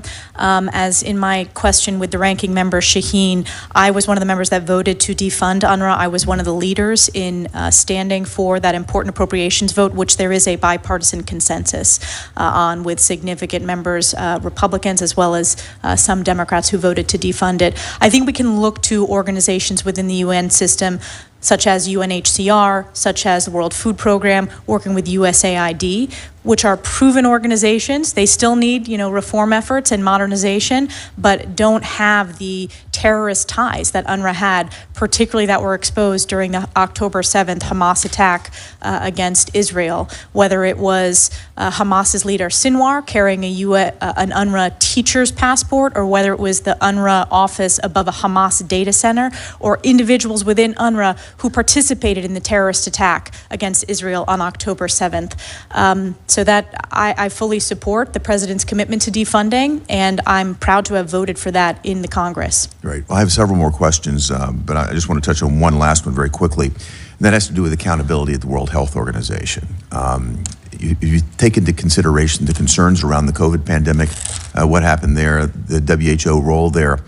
President Trump, I believe, rightly withdrew us from supporting and funding WHO. President Biden put us back into that, into being a funder. In fact, the largest funder, $1.3 billion so far to that organization from United States taxpayers. What are your thoughts on the accountability that we've received so far, and where would you like to take that? I support President Trump's decision to walk away from WHO. WHO failed on a global stage in the COVID pandemic for all the world to see, and instead spewed CCP talking points that I believe led to not only false information, but dangerous and deadly information across the globe. We cannot tolerate entities that are taken over by CCP propaganda. So I strongly support President Trump knows when to engage and knows when to walk away. He was right in his decision to walk away from WHO, and I support that. I was pleased to see that action yesterday as well. Thank you, Mr. Chairman. Thank you. Senator Booker, you're up. Thank you very much, Mr. Chairman. It's good to see you, and I thank you for the time that you gave me in a very hurried inaugural weekend. Yes. It was amazing that we were able to fit that in. And I want to echo some of my Senate colleagues who just said you are very informed and seem to be extraordinarily committed to this task and this goal, and I'm grateful for that. I want to jump in on some of the things we talked about right away. I'm so grateful for Senator Kaine bringing up Haiti and the importance for us to come up with some bipartisan foreign policy agenda or strategy to deal with that crisis there. I want to bring attention to the conflict in Sudan, which has created the largest and fastest growing humanitarian crisis in the world. We see right now tens of millions of people in need of assistance. The humanitarian crisis from hunger and malnutrition all the way to political destabilization in neighboring nations like Egypt, which are seeing this extraordinary overflow of urgencies as a result of the immigration and displaced people that are landing in that country. I'm deeply concerned about recent reporting from the New York Times stating that the SAF has used chemical weapons on at least 2 occasions. And I am really believing that we are lacking the kind of pressure on a lot of our allies and other nations that are involved in this conflict. And so this is a real time for, and as I talked about now, Secretary of State Rubio, about really aligning a diplomatic strategy in trying to bring about an end to this conflict, which will not be solved ultimately through the use of military conflict and needs a diplomatic solution. And so for now, in the short term, the need to protect civilians is paramount. And this is an issue where obviously, should you be confirmed, you can lead. And I think, in my opinion, one of the things that it's been lacking from is just a general prioritization. So first and foremost, will you commit to prioritizing Sudan and an end to this horrific humanitarian crisis and politically destabilizing reality we see now? Yes, absolutely. And I think that's one of the great responsibilities of this role is prioritization of what we speak out against on the world stage at the United Nations. And I'm grateful for this committee's bipartisan work on the Sudan Accountability Act. The special envoy position is very important, and raising the awareness within the public of how significant this humanitarian crisis is.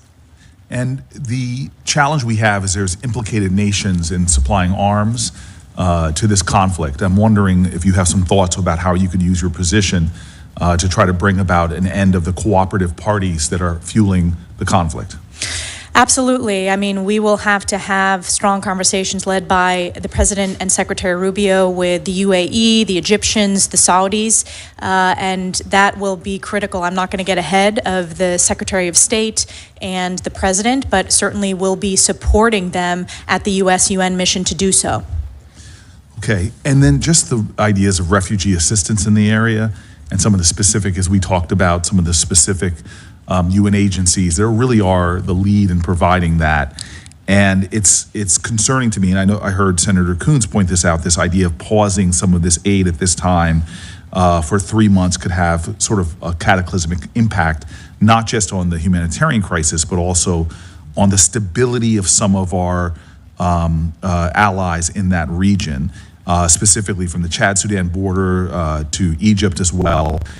Some of the life-saving work done by UNHCR, the World Food Program, and more. And I'm just wondering if you could share with the committee some of your thoughts about how to navigate the urgent importance of these UN agencies and their ongoing work. I think, again, World Food Program is a very successful program. It's results-focused. Its significant voluntary funding piece is a testament to that and the significant bipartisan support, and it is beneficial to America from a national security perspective, but also from an agricultural perspective, from an agribusiness manufacturing perspective as well, an American workforce perspective. So I think we need to look at all of our programs, do an assessment of, do they answer the questions of, does it make America stronger, safer, more prosperous? That should be our guiding light, and America First, peace through strength.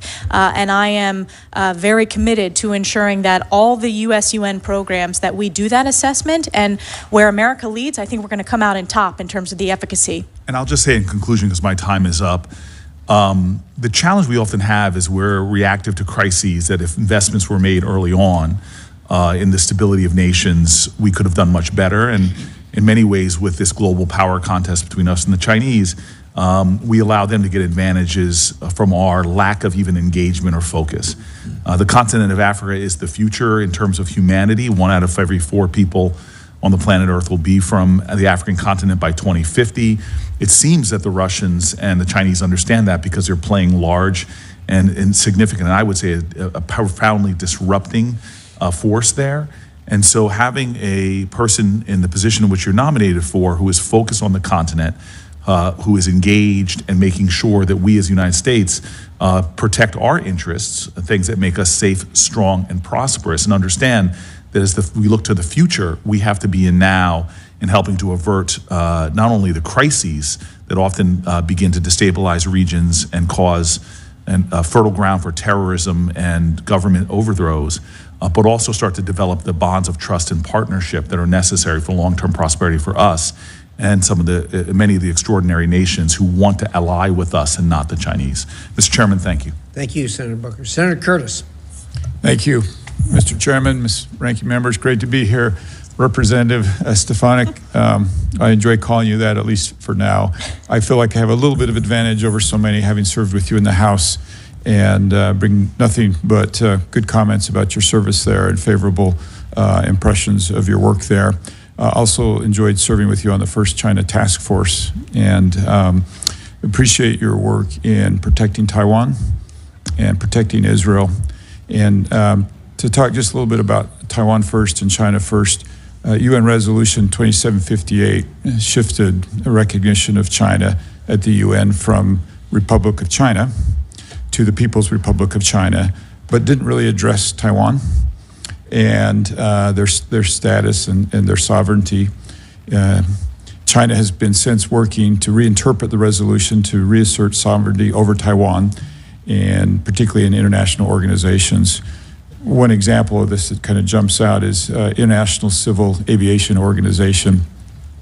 They've implied Taiwan as part of China in a press release, and this was most noticeably evident during a viral World Health Organization interview at the height of COVID-19.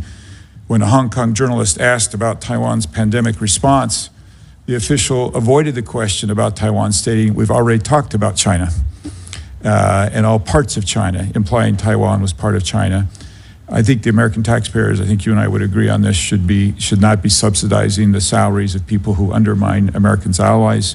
So can we talk specifically about how we counter China's influence in the UN, specifically ensuring that Taiwan gets fair treatment as it comes to China? And there's a lot of organizations, world organizations, that Taiwan can belong to.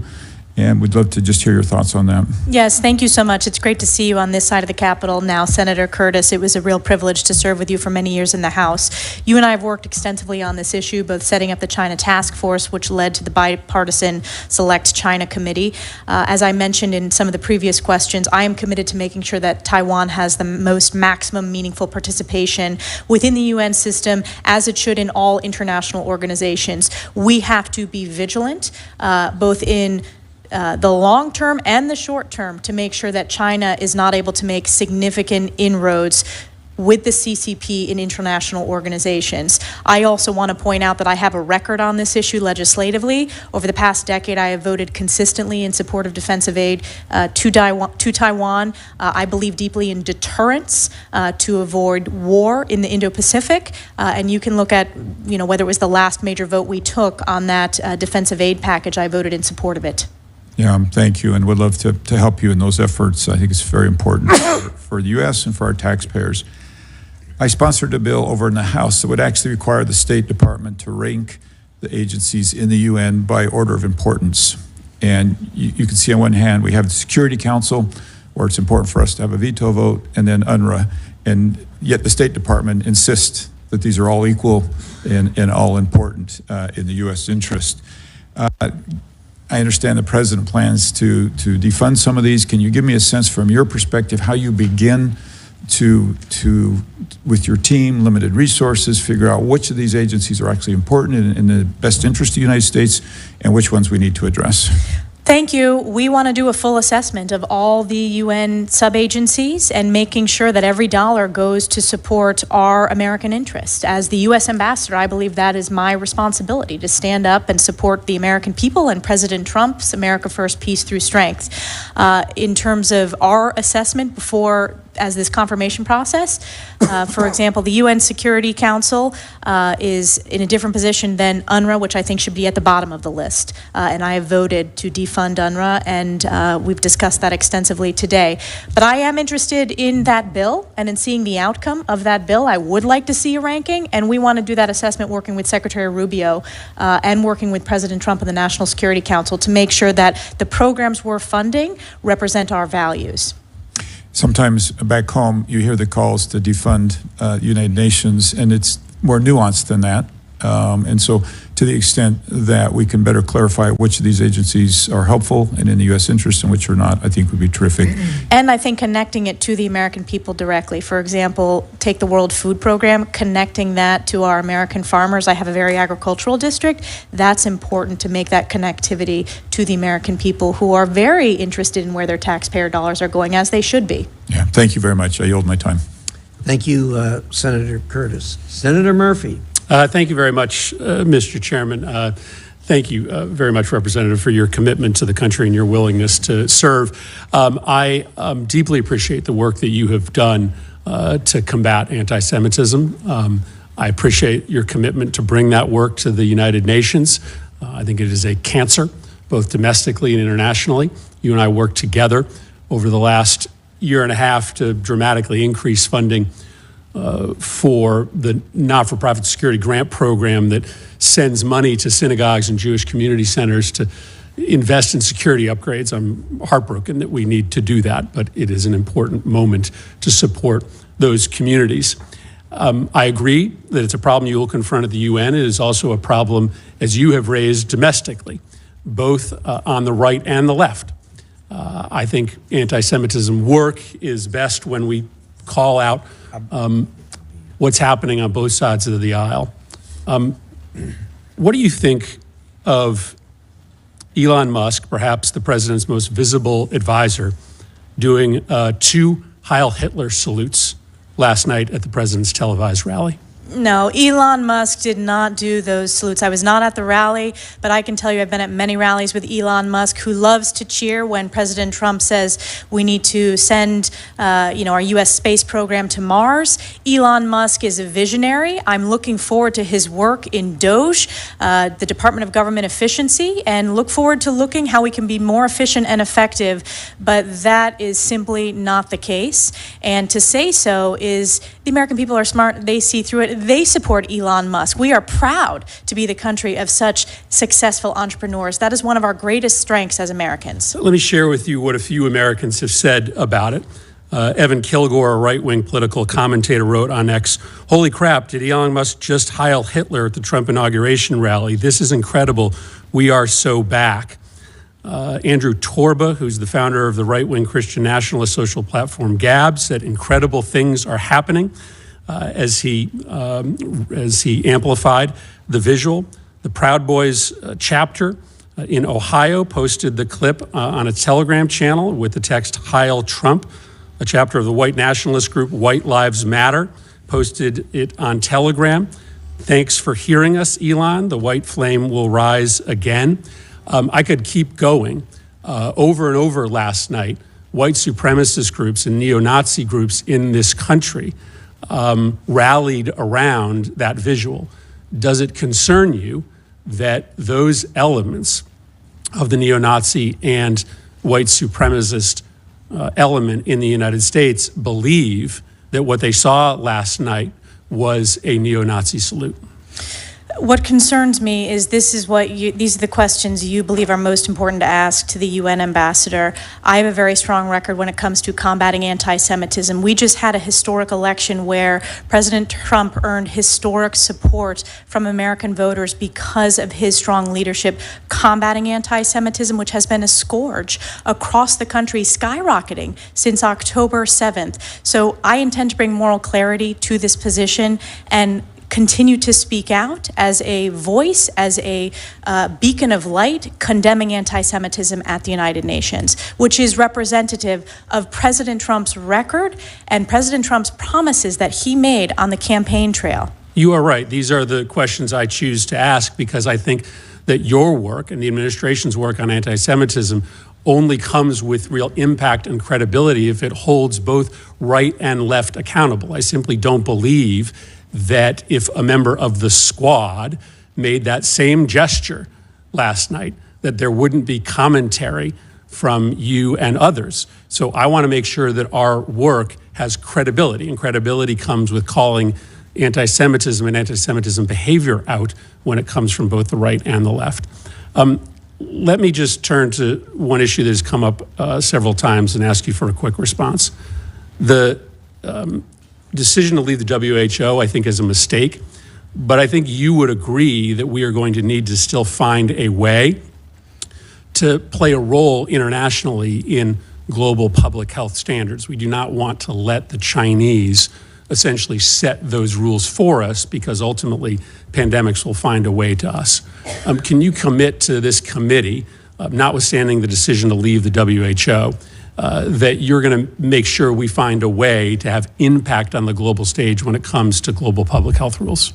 I support President Trump's decision to leave WHO. I have a record of that. But yes, I think we need to be the leader in terms of global health. I think that's very, very important. And there are programs within the UN that are very committed to global health. We are the leader when it comes to global health. We need to absolutely continue to be so. Great. Thank you, Mr. Chairman.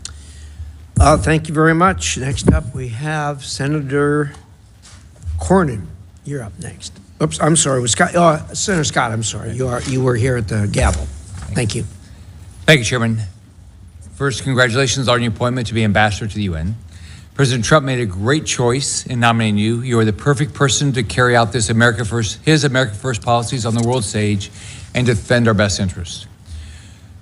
Representative Stefanik, the United States helped fund the United Nations, and the goal was always a forum for the world's governments, especially the great powers, to be able to establish and keep peace if possible. This is clearly not what the UN is today. It has been in the eyes of many of our eyes, just complete failure. So what are your thoughts? I think that the UN has not lived up to its founding mission of international peace and security. And that was when I discussed this potential role with President Trump.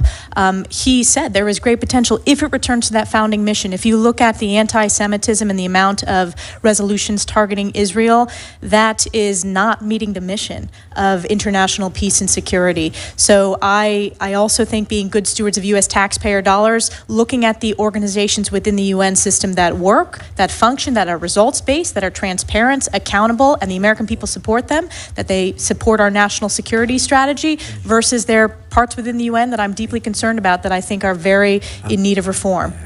Thank you. Now on to Israel. The UN has a long history of disproportionately targeting Israel with resolutions, inquiries, and sanctions.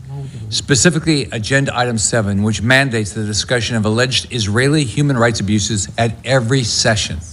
This agenda item is unique to Israel and is not applied to any other nation like China, Russia, Iran, North Korea, Cuba, or Venezuela, who all have documented severe human rights abuses. I'll just order these. Given that U.S. funding indirectly supports investigations and resolutions that single out Israel, what is your plan to increase transparency and accountability in the allocation of UN resources and American taxpayer dollars?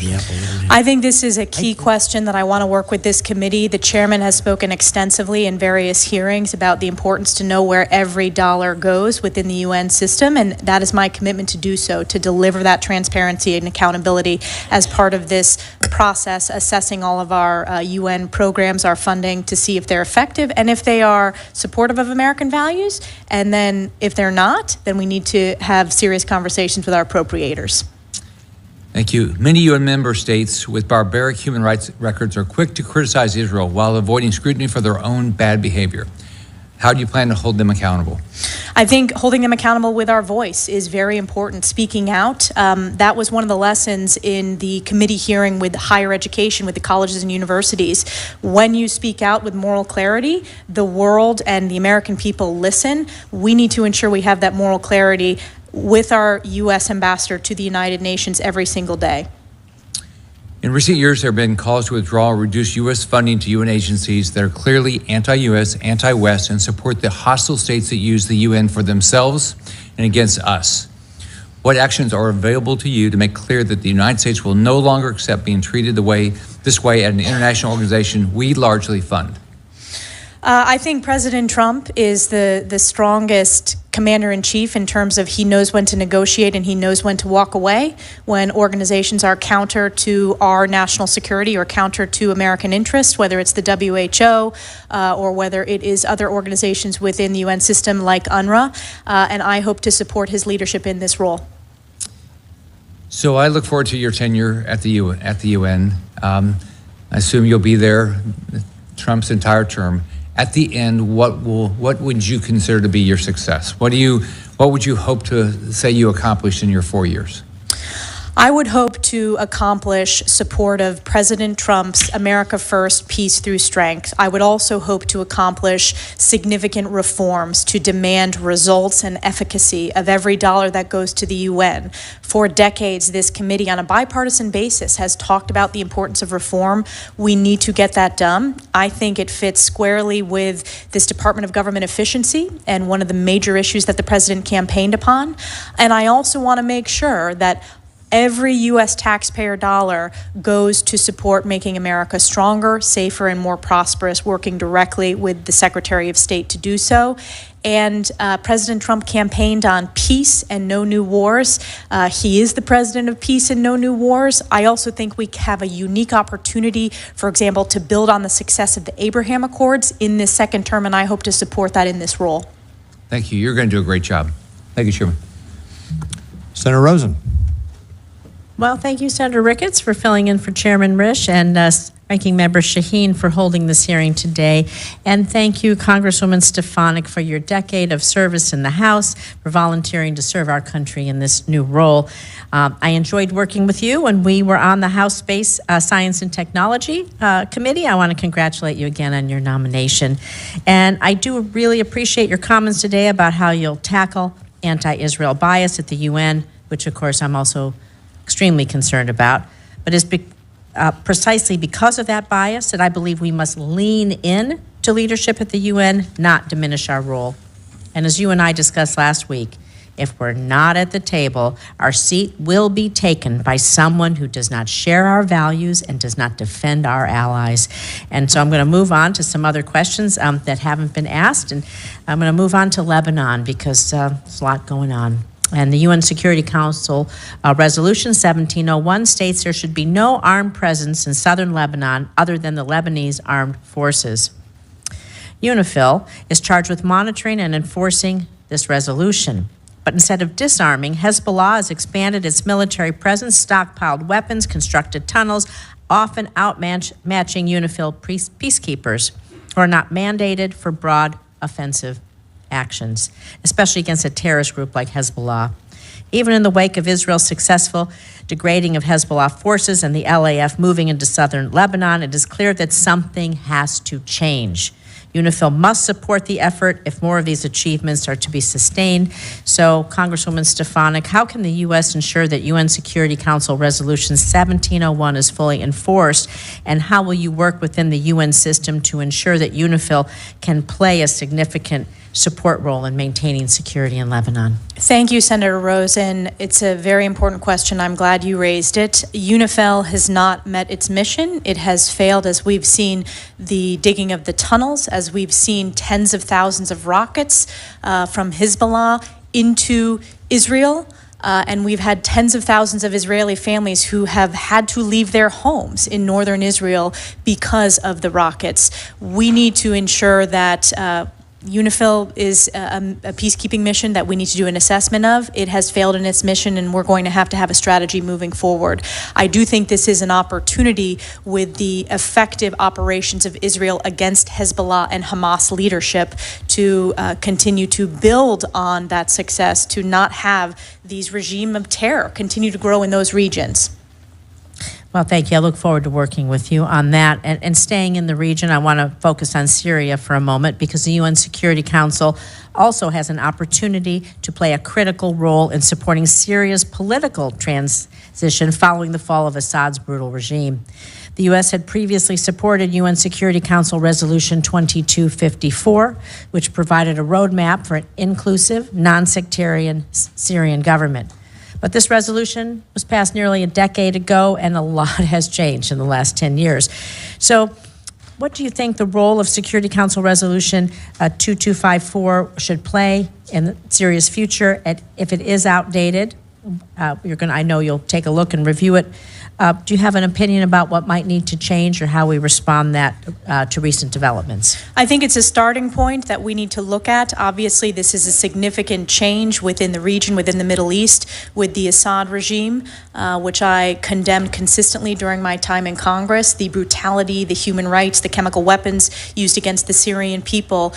We need to be cautious and judicious with the new leadership in Syria. We cannot allow it to be a den of terror against its own people. So I would view that as a starting point as we discuss this on the National Security Council and as the President makes his decisions for the best approach when it comes to our approach to Syria. And being sure that we deliver that humanitarian aid that we need.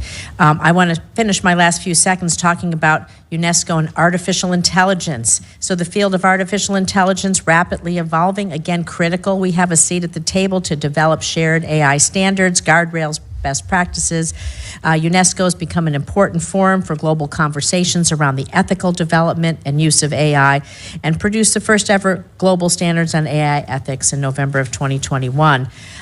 We know China's made a concerted effort to increase its engagement with standard-setting bodies, including UNESCO. And do you agree that Chinese influence is in international AI standards pose a national security risk for the United States, and how would you go about working on artificial intelligence standards? Yes, I'm deeply concerned about China's standards within the AI framework. I think we need to win the AI race. This is an issue that I've worked extensively on a bipartisan basis on the House Armed Services Committee. I helped stand up the Joint AI Center within DoD. We need to work with the private sector as well to unleash our AI capabilities to be the world leader and work with partners. I think this is a real opportunity to work with partners and allies around the world to make sure that our standards, based upon the ethical use of AI, that is the approach. When it comes to UNESCO, this will be a decision at the presidential level, but certainly I understand the importance of U.S. leadership when it comes to AI and global standard setting. Thank you. Thank you, Madam Chair. Sarah Corrin, we'll go to you now. Ms. Stefanik, as you pointed out, the United Nations has a long and shameful history with regard to its treatment of our ally, Israel. And you alluded, and I think quite appropriately, to the Daniel Patrick Moynihan's statement about the 1975 resolution basically calling Zionism a form of racism. And I think history has remembered that as a Moynihan moment, and I look forward to many Stefanik moments during your tenure there at the United Nations. I'm pleased to support your nomination. I have a couple of questions, one about Iranian nuclear aspirations and the other about Russia. First, let me start with Russia. We know that Mr. Putin does not honor any obligations of the Russian Federation dating back to 1994 with the Budapest memorandum, where he said they would protect Ukrainian sovereignty in exchange for relinquishing their nuclear weapons. More recently, he's not only engaged in an unprovoked and barbaric attack against Ukraine in violation of that very agreement, but also engaged in a de facto annexation of Belarus. What do you think our policy should be in dealing with Mr. Putin? My view is that he is not going to stop as long as he feels like he has an opportunity to reestablish the Russian Empire, something he has said he aspires to do. What do you think our national policy with regard to Mr. Putin should be and his territorial aspirations? Sure. So I can point to my record. I have been very strong in support of our deterrence efforts through the National Defense Authorization Act that we've passed on a bipartisan basis. I would point to President Trump's success in his first term. As I pointed out, he is the only modern president where Putin did not invade another country, and that's because of the strong leadership that President Trump brings every day. We did not see that with our previous president, in President Joe Biden, and I think the catastrophic withdrawal led to this cascading of weakness around the globe. And of course, one of the after effects was Russia's decision to invade Ukraine. I think the president needs to have maximum flexibility to bring this resolution to an end, a peaceful resolution, stopping the killing, stopping the bloodshed. He campaigned on this issue, and certainly Secretary Rubio testified extensively on this issue as well. So I want to support his commitment to do so through his special envoy and his decisions as president. It seems like the Biden administration has tried to use diplomacy without the credible threat, at least, of the use of force. Do you think diplomacy works without deterrence?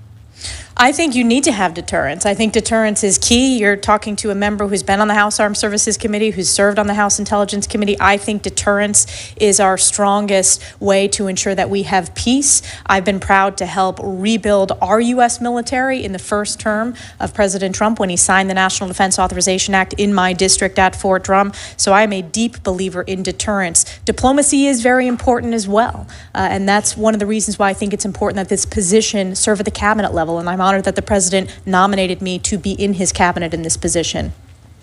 As you know, because you have a record dealing with the UN Security Council Resolution 2231, adopted as part of that deal, the Iranian nuclear deal in 2015, was snapback sanctions if Iran violated the agreement, which it has clearly done time and time again.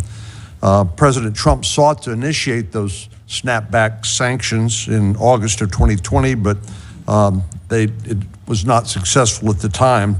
In 2023, you signed a bipartisan letter, as you'll recall, to the British, French, and German leaders, urging them to immediately initiate the snapback mechanism. How important do you think it is that that snapback occur, and what threat is there to the region and to world peace of Iran acquiring a nuclear weapon? Oh, it's the most significant threat to world peace and specifically to the region. And I have a long record on this issue. I think it will be an important tool to consider in the president's toolkit as he pushes back on Iran. If you look at the success in his first term of the maximum pressure campaign on Iran, we had the Iranian regime, he had the Iranian regime at its weakest point. And what we have seen with the hundreds of billions billions of dollars sent to Iran during the last president is you have an emboldened Hamas, who committed the bloodiest day for the Jewish people since the Holocaust on October 7th. You had an emboldened Hezbollah, which luckily successfully Israel has continued to eradicate the terrorists of both Hamas and Hezbollah, and that's funded by Iran. So it has a cascading effect across the region. One of the greatest breakthroughs to push back on Iran is the Abraham Accords and building upon that success. Also using our energy policy, and President Trump was a visionary in this space, understanding that energy policy is national security around the world. Thank you. Senator Van Hollen. Thank you, Mr. Chairman. Representative Stefanik, it was good to meet with you the other day. We discussed many of the important issues you will face at the United Nations.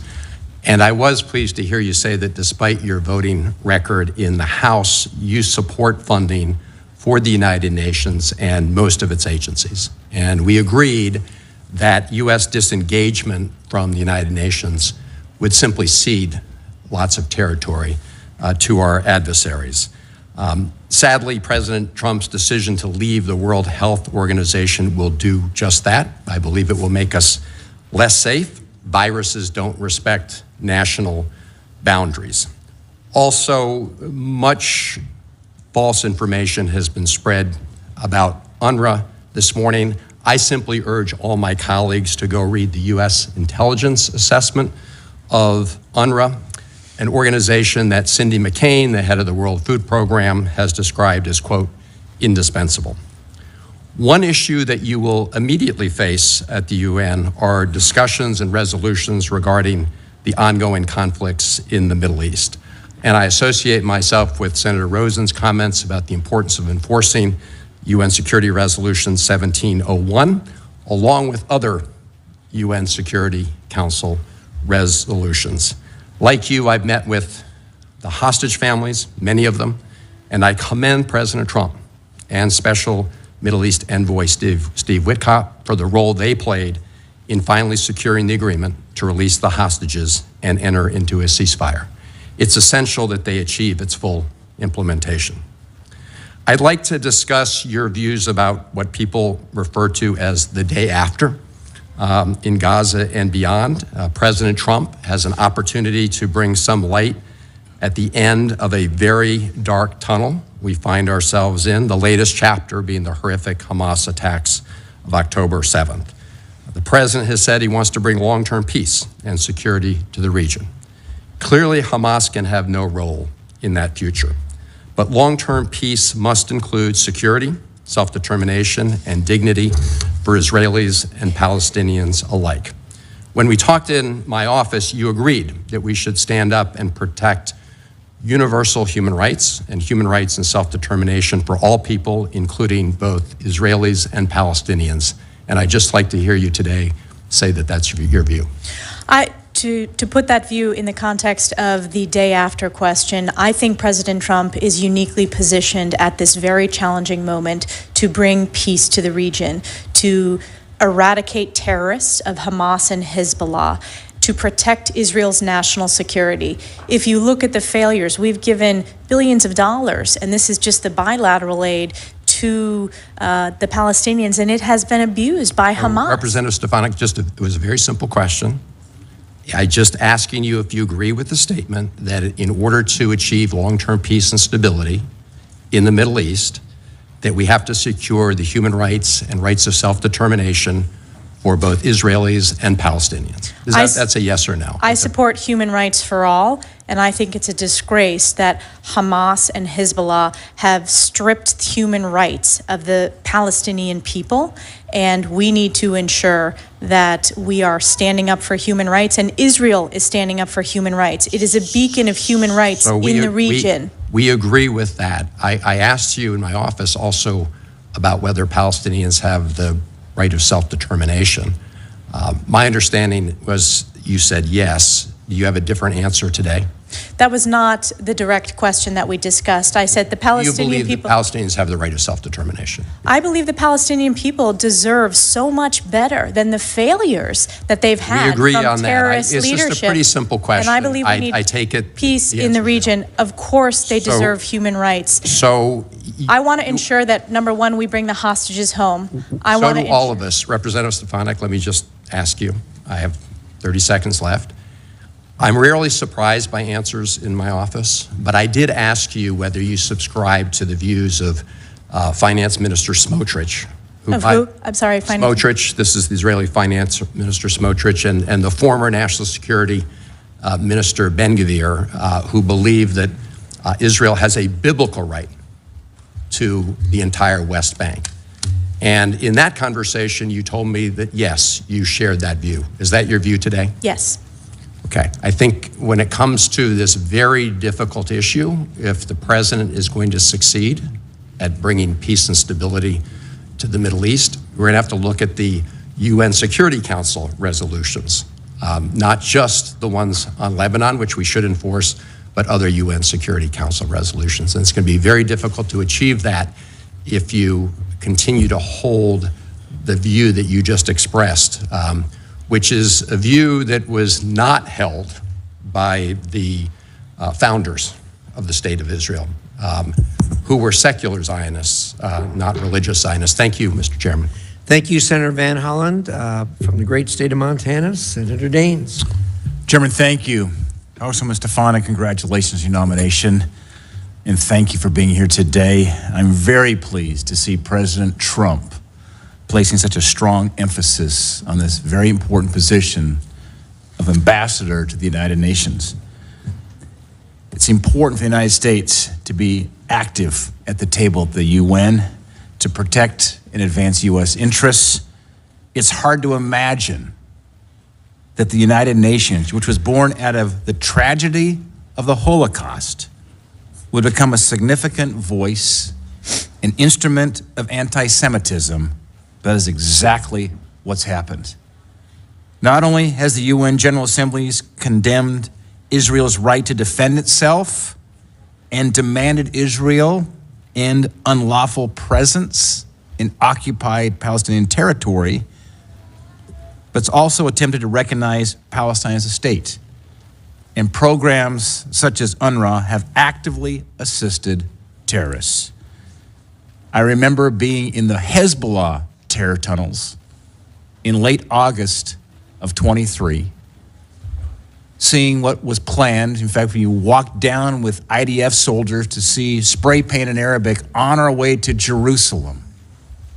And little did we know when we were touring those Hezbollah terror tunnels in northern Israel, between Israel and Lebanon, that weeks later, the worst terror attack in Israel's history would occur, October 7th, 2023. Congresswoman Stefanik, if confirmed, you will have to be a stalwart advocate for U.S. interests. And by the way, I could not be more pleased with President Trump's moral clarity on these difficult issues as it relates to what's happening in Israel. Secretary Rubio, great to see him sworn in today. You, as being our next ambassador to the United Nations, Ambassador Huckabee nominated for Israel. This will be a great team that has moral clarity on these difficult issues. You'll be a stalwart advocate for our interest among an organization that continually advocates against American values, despite existing only because the United States' financial contributions to its budget. Congresswoman Stefanik, the UN has had no greater demonstration of their ineffectiveness than its failure to prevent Iran from advocating their nuclear weapons program.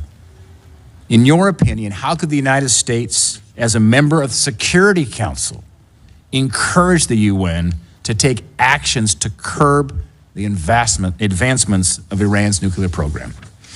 I think this is related to the question by Senator Cornyn, consideration of snapback sanctions, continuing to be a strong voice pushing back against Iran. supporting the president's maximum pressure campaign, which was so successful in the first term, that we will see a continuation of in this term. And I think that is also the critical step to take to stop the axis of terror in the region, as Iran is the #1 funder of Hamas and Hezbollah and the Houthis, which is destabilizing the region. I also think building on the success of the Abraham Accords, I mentioned this earlier in the hearing, we have an Abraham Accords caucus here, starting an Abraham Accords caucus in the United Nations with countries who understand the importance of bringing peace and normalization to the region. You know, I remember that visit in late August, my last trip to Israel since the attacks, but meeting with Bibi Netanyahu, the optimism coming off the Abraham Accords with the possibly restoring normalized relations between Saudi Arabia and Israel, there was great hope and optimism, of course, shattered, not by the Israelis, but by this horrible terror attack by Hamas. A number of my colleagues have asked about your plans for changing the staffing dynamics and putting forward more U.S. candidates for postings. Congresswoman, I'm very supportive of this, but how do you plan to push back against individuals like the Secretary General who lowered flags to half-staff for the butcher of Tehran, their late president? We're going to push back with strong moral clarity. We're going to push back with President Trump's America First, Peace Through Strength. As the United States ambassador at the United Nations and the #1 funder, we are going to push back strongly and clearly. I appreciate your moral clarity, your strong leadership, your 10 years in the U.S. House. Pleased to serve with you on the Hill, and you will be a great ambassador to the United Nations. Thank you. Thank you very much. Senator Barrasso. Thanks so much, Mr. Chairman. Congresswoman Stefanik, congratulations. I believe you're going to be terrific. A couple of things I wanted to talk to you about. Just, Israel has continually been subjected to biased resolutions and politically motivated investigations at the United Nations. The UN so-called Human Rights Council has a standing agenda item, and that standing agenda item is called item number 7, and it exclusively targets Israel. It makes it the only member of the UN, the only member state singled out in this manner. The Council consistently devotes excessive time, I think time at all is excessive, in criticizing Israel while often overlooking the atrocities in countries like Iran, like Syria. 2024 alone, the UN General Assembly adopted 17 different resolutions against Israel, compared to only 6 against the whole rest of the world. I mean, it's astonishing that this is going on the UN. So what are your views on item 7, and what steps would you think to do in terms of removal of this from the permanent agenda? We need to work to remove it from the permanent agenda. This is counter to our national security interests. It's counter to our values. And this is emblematic of the anti-Semitic rot that is pervasive within the UN system. I'm a big believer in transparency. We saw over the course of exposing, frankly, the failed leadership at college campuses, the importance of providing a spotlight when there is a lack of moral clarity, because the American people strongly support the U.S.-Israel relationship. They understand the moral case and the importance of Israel and how we should not be funding or supporting or giving any platform, frankly, like this standing agenda item. Are there things you have in mind in terms of how we can pay greater attention to the true human rights situations that are taking place in Iran, in Syria, and have the UN be forceful at all? Yes, we should have, when previous U.S. ambassadors chaired the Security Council for their month, human rights was on the agenda item. I want to make sure that that continues to be a priority, speaking out on human rights issues, which there is significant bipartisan records of both sides of the aisle coming together to really raise the awareness and speak with that moral leadership from the United States of America on these humanitarian crises and speaking up for human rights. You've answered a number of questions about China. And today, and this is a question I want to ask you. I asked the same question to Senator Rubio the other day, because I think China continues to have an unfair advantage due to the definition of China being the status listed as a developing nation, as opposed to the second largest economy in the world. To me, it's not a developing nation, which has huge advantages as a result of that in terms of funding and ability to borrow money and others in the world stage. So do you believe that China is a, quote, developing nation, and what's your plan to ensure that China is no longer able to exploit what I believe is an inaccurate label currently at the UN?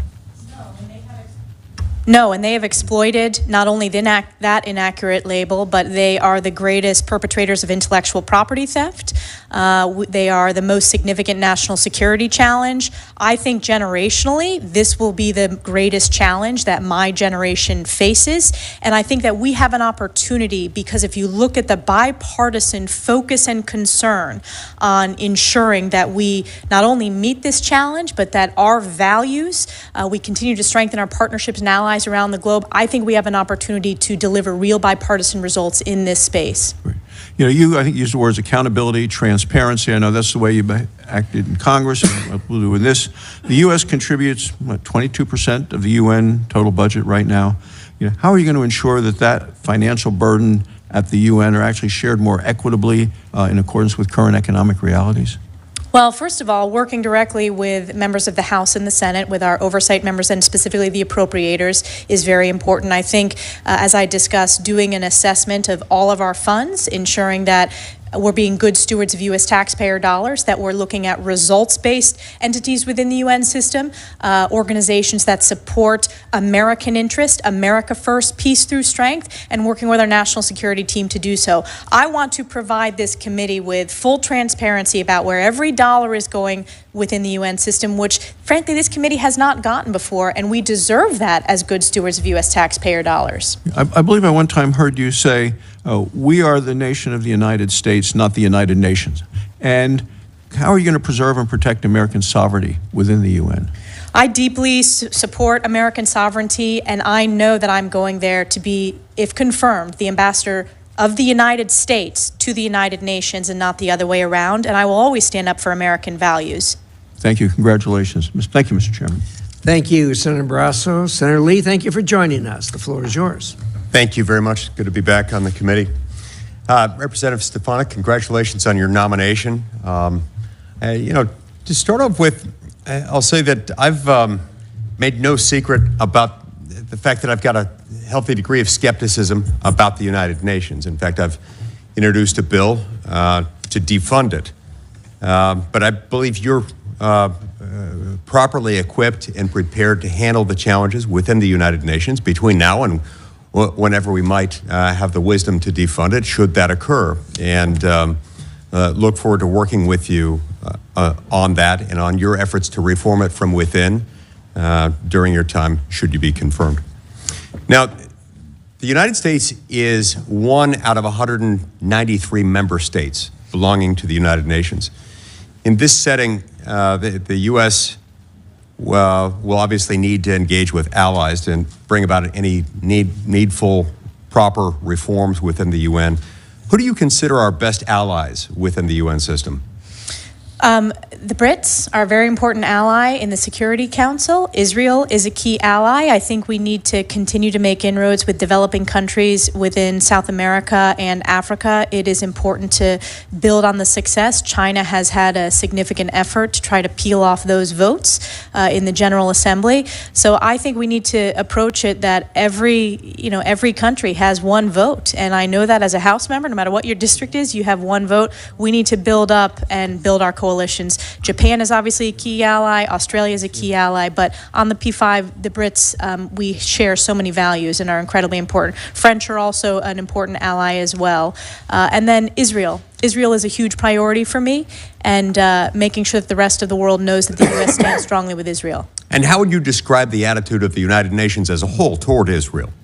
I would say it's anti-Semitic. Anti-Semitic. My thoughts exactly. And that is a problem, given the U.S. relationship with Israel.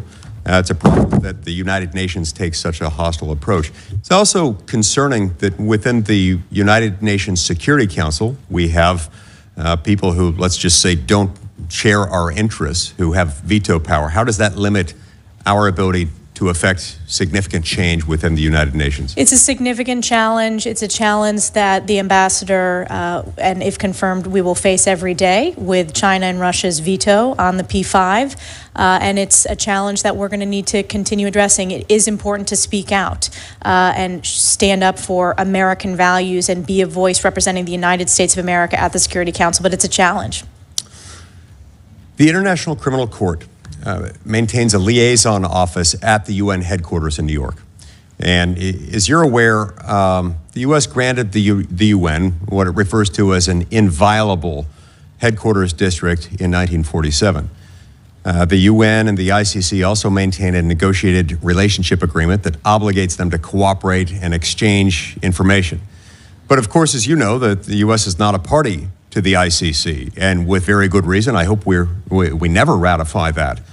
In light of this, what are your thoughts on the cooperative relationship between the UN and the ICC? And would you support a negotiation of the United Nations headquarters agreement to clarify that the UN shouldn't be housing other international organizations to which the U.S. is not a party, particularly those organizations that take positions hostile to the interests of the United States? Well, thank you for the question, Senator. I have a significant record pushing back on the ICC. It is, first of all, we are not party to it. It is targeted U.S. service members as well as targeting Israel. And we just passed on the House side important legislation pushing back on the ICC's disgraceful anti-Semitism. I want to take a look at what you just proposed. I am open to assessing that, and I want to work with our oversight members to do so. I do think it's important to make sure that no U.S. taxpayer dollars, that there is any connection to that, because it is counter to our values. Right. And therein lies one of the problems. We are the largest donor nation to the United Nations. We also are in a situation in which most of the money that we contribute is voluntary, not mandatory. Nobody else comes close to what we dole out, and yet many of our interests are contravened by things that the UN does or has been doing, has been inclined to do. And that creates a problem. The problem is compounded further by virtue of how a lot of this money makes its way to the UN. We put something in the neighborhood of about $20 billion a year in there. And so, yeah, we can say we don't want our money going to X, Y, or Z, but it all gets put into a large sort of balloon. And what we might take out here, they might use somewhere else, and so we're still funding a lot of things that are hostile to our interests. So would you support tailored funding cuts? And if so, how would you bring about those cuts to make sure that it doesn't just come out in the wash somewhere else? Yes, I would support tailored cuts. I want to work with our appropriators specifically on how we can be most effective and judicious in making those cuts. But it goes back to one of my main goals, if confirmed to this position, is being good stewards of U.S. taxpayer dollars and representing American values. Great. Thank you very much. I see my time's expired. Thank you, Senator Lee. Thank you for your view on the ICC. There's a lot of us share the same view. Any court that wants to be a court has to know right from wrong. And for the ICC to proclaim some kind of moral equivalency between Israel and Hamas is ridiculous.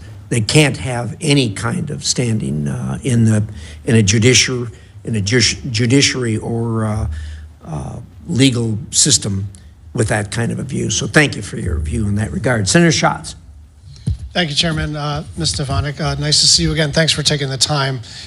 Speaking of every country having a vote, we had a pretty constructive conversation about the Pacific Island nations, with which we've, I think, made some progress in terms of engagement, but it's kind of a mixed bag because of the PRC influence. And I'd just like to hear you say in public what we discussed in private, which is that it is important that we remain engaged in all these little nations, which are sovereigns and all do have a vote at the UN for strategic purposes. When we talk about the Asia-Pacific region, we tend to talk about South Asia, East Asia, very little about the countries that occupy the Pacific Ocean, and I'm wondering if you can talk about that. Yes, absolutely. And considering the importance of the region, all regions are important, but the threat of a rising China in the region, it's increasingly critical that the U.S. continue to strengthen our partnerships, our diplomatic outreach to all countries, big and small, within Indo-PACOM, and it is a commitment to do so within the Pacific Islands that you and I discussed. And it's deeply tied to your state's national security. Sure is. As you know. You know, there are kind of two theories of the case around how to use the UN to counter PRC influence. And I think you and I are on the same page as it relates to what to do next. My own judgment, and then you can tell me if you agree with this, is that to the degree and extent that we want to engage in muscular diplomacy, muscular foreign policy, muscular defense policy, it is not actually in our interests to recede away from all these UN bodies. And obviously Senator Lee and I probably disagree about the UN itself and some of the policies that it's made. But I think that we would be cutting off our nose to spite our face if we just go away from these international convenings.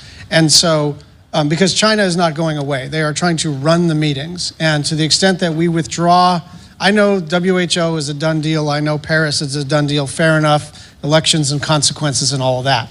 But I am worried that we're going to just get out of the room and then relegate ourselves to observer status and then wonder why we're losing the battle in the room. And I just want to know if you are committed to staying in those rooms, to fighting for American priorities and values, rather than sort of taking your marbles and going home. I think it's very important that we stay in those rooms, particularly the technical organizations like telecommunications, intellectual property, civil aviation. There was a discussion earlier about artificial intelligence. We need to lead with our standards and our values, and frankly, the world is looking for us to lead, and that's an important tool in our national security toolkit, and I look forward to working with Secretary Rubio and his strong record of being a strong voice in the U.S. Senate now that he's confirmed as Secretary of State.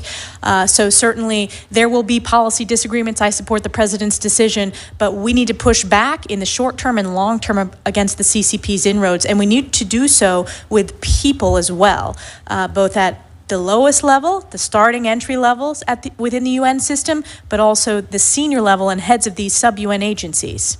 Thank you for that. I know Senator Coons may have covered this a little bit. I understand there's a 90-day pause on all aid. And again, elections and consequences, like every president comes in and pauses all pending regulations and all the rest of it. But some of this is going to have material consequences like pretty quickly, and we don't have 90 days when it comes to our military partnerships. People don't have 90 days when it comes to humanitarian assistance. And I'm just wondering how we navigate through the absolute prerogative that a president has to set their own policy course versus 90 days could be too long for some communities and countries. Thank you for the question. I support the President's executive action. I think it's important that we be strong voices for the American taxpayer and ensure that all of our investments go to specific results, strengthening our national security, making America strong, safe, and prosperous, and bringing peace through strength.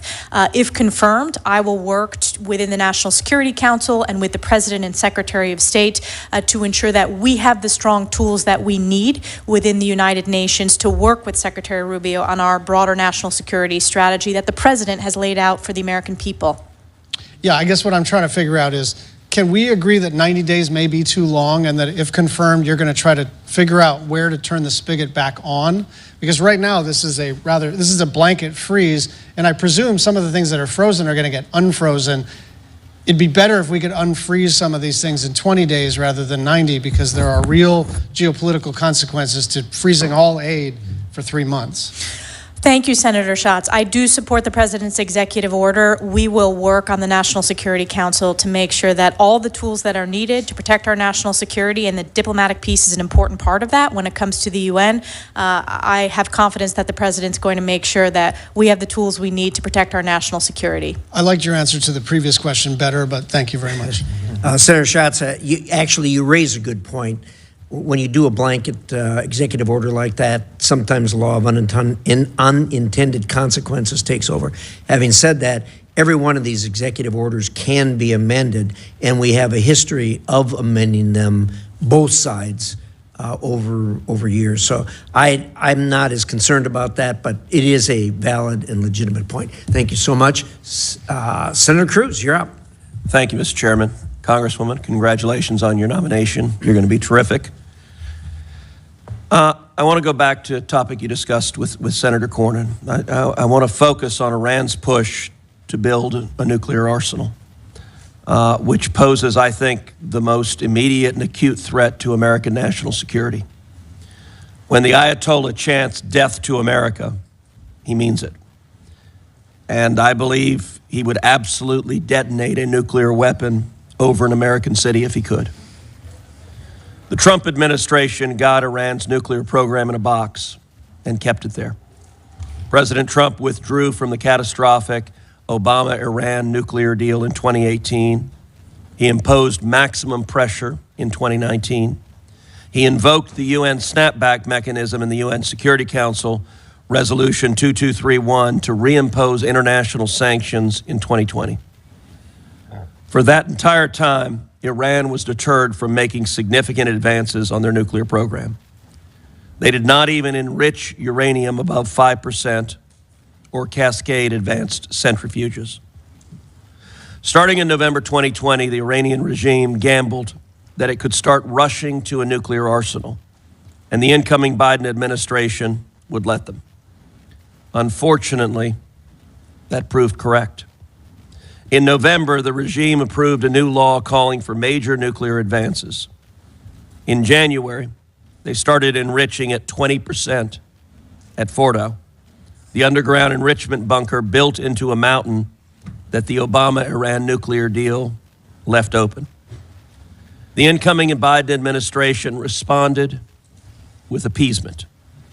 In February, immediately after being inaugurated, they rushed to the UN to rescind President Trump's snapback, again allowing international sanctions to expire.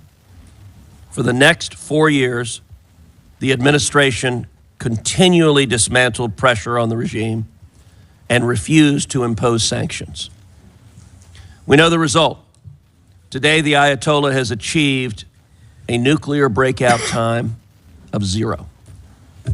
We now face the very real possibility of an Iranian nuclear arsenal.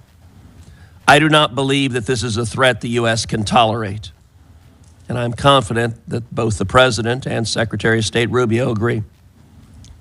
I asked Secretary of State Rubio whether he intends to go to the United Nations and again trigger the snapback mechanism as a part of his written testimony to this committee.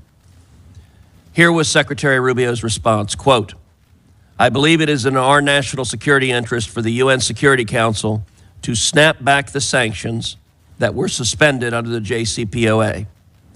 I will execute the President's guidance and work with our allies to ensure that snapback takes place." First, do you agree with Secretary Rubio's assessment that it is in the national security interest of the United States to snap back those sanctions? Yes. Talk about how you would execute a strategy to do so, either unilaterally or working with allies. We will have to, that will be a strategy that I develop with the National Security Council in tandem with Secretary Rubio and President Trump to work with our allies within the United Nations, within the Security Council, and there are allies that are already considering this and looking at it, and that has been publicly reported. But obviously, pushing back on Iran is a top priority. It was a success during President Trump's first term, and we've seen the catastrophic results in loss of life during the previous 4 years when you have had an emboldened Iran that has led to directly the October 7th terrorist attack against Israel and Hezbollah firing tens of thousands of rockets against Israeli civilians.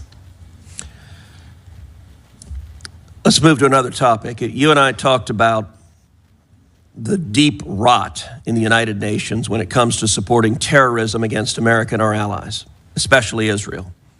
As you discussed with Senator McCormick, UNRWA has for decades provided material support for Hamas and other terrorist groups in Gaza. The World Health Organization has also been deeply complicit in the use of hospitals by Hamas for terrorist activities, including for the holding of hostages. The complicity of these organizations deepened after October 7th. The Biden administration embraced UNRWA and the World Health Organization. Congress prohibited the Biden administration from funding UNRWA, but the administration officials circumvented that prohibition by using UNRWA infrastructure. Yesterday, the president rightly and immediately withdrew our participation from them. I think that was a critical first step, but the next step is to enable American citizens to hold these organizations accountable. We currently have a very odd legal environment where these organizations enjoy more sovereign immunity than states, and thus are shielded from accountability. Last Congress, I introduced the Liable Act and was joined by 4 current members of this committee, including, as well as, Secretary of State Rubio. The bill will allow American victims of terrorism and their family to sue international organizations that support terrorism against this. I will soon reintroduce it in this Congress. What is your understanding of the role these organizations have played in facilitating terrorism against Americans, Israelis, and our allies? Well, UNRWA, there were individuals in UNRWA who participated, who executed and committed terrorist acts against Israel on October 7th. Sinwar, the leader of Hamas, carried an UNRWA passport. You had a Hamas data center under UNRWA headquarters. So the rot is deep. Congress made the right decision. I was proud to be one of the leaders when it came to defunding UNRWA. And I am committed to holding them accountable and working with the U.S. Senate and the U.S. House and the President if that legislation passes. Terrific. Thank you. Thank you, Senator Cruz. Senator Duckworth. Thank you, Mr. Chairman. Congresswoman Stefanik, it's good to see you again. When we met last week, we talked about your strategy for jumping in and getting up to speed among the many career diplomats at the United Nations. What can you say here today about how you will tackle that problem set of facing people who've been there for a long time and who may have long established relationships and experience at the UN headquarters? I think it's very important to build on their significant experience. Right now, there's the transition happening. If confirmed, I hope to dig in and gain their expertise, particularly the regional expertise that many of the officials within the State Department serving at the US-UN mission. It's very important, particularly in the technical aspects and some of the technical organizations and some of the regional challenges within the UN system. Typically, the deputy permanent rep is a career, although presidentially appointed, and I will support the president's nominee, but our hope is that that will bring career expertise from within the State Department and an understanding of the UN system.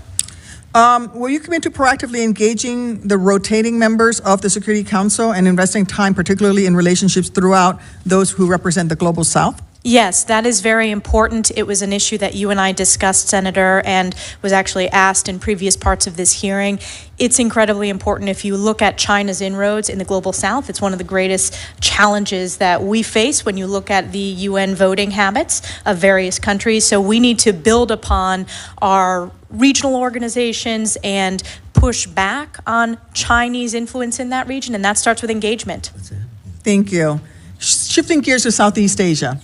The crisis in Myanmar feels like it is only escalating as the years pass since the Tatmadaw took control in 2021. Millions of people are internally displaced, and there are hundreds of thousands of Karen displaced in Thailand and nearly 1 million Rohingya displaced into Bangladesh. Although we've had UN Security Council Resolution 2669 since 2022, ASEAN's 5-point consensus since 2021, and increasing sanctions targeting the military junta, there is no sign to an end in sight for this crisis.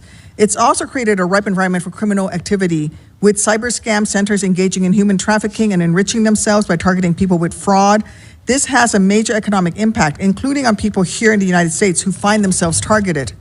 If confirmed as UN ambassador, what ideas would you have to get after some of the challenges that make up this really complex case? I'm not asking you to single-handedly solve the conflict, but can you touch on how you would work with regional bodies like ASEAN, especially under the Malaysian chairmanship year, or Thailand, our longest treaty ally of the United States, or the Philippines, where we have a security alliance, UN sub-agencies or other entities to break through the stalemate we, the world, find ourselves in when it comes to Myanmar? Yes, thank you so much for the question. This needs to be among the top priorities when it comes to standing up with human rights, and I'm grateful for the Congress and the Senate for having such a bipartisan record when it comes to standing up for human rights.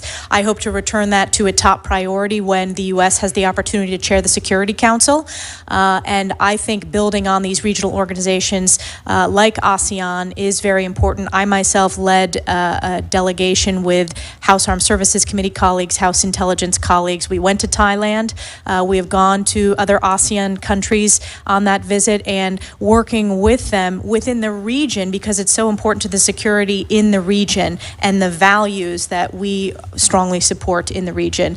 You point out Thailand as our longest ally, oldest ally in the region. That's a very important relationship, and you have my commitment to continue to build on that. And I also think, ASEAN in this particular human rights challenge that you pointed out, but I think we ought to build on these international organizations like AUKUS, the Quad writ large within the UN, because I think that helps continue to expand our ability to deliver diplomatic results.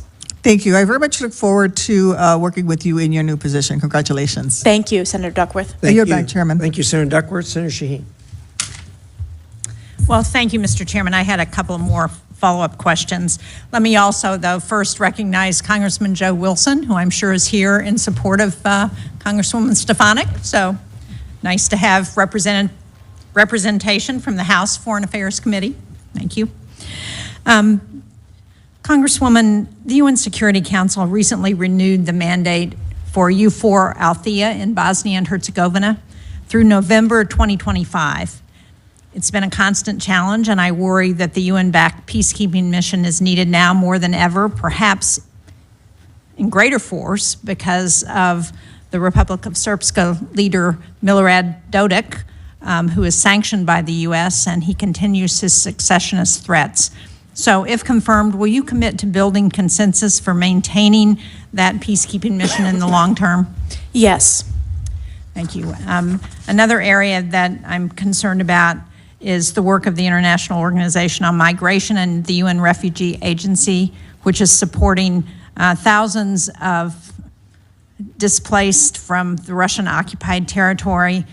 We know we have about 7 million Ukrainian refugees globally, 3.6 million internally displaced in Ukraine.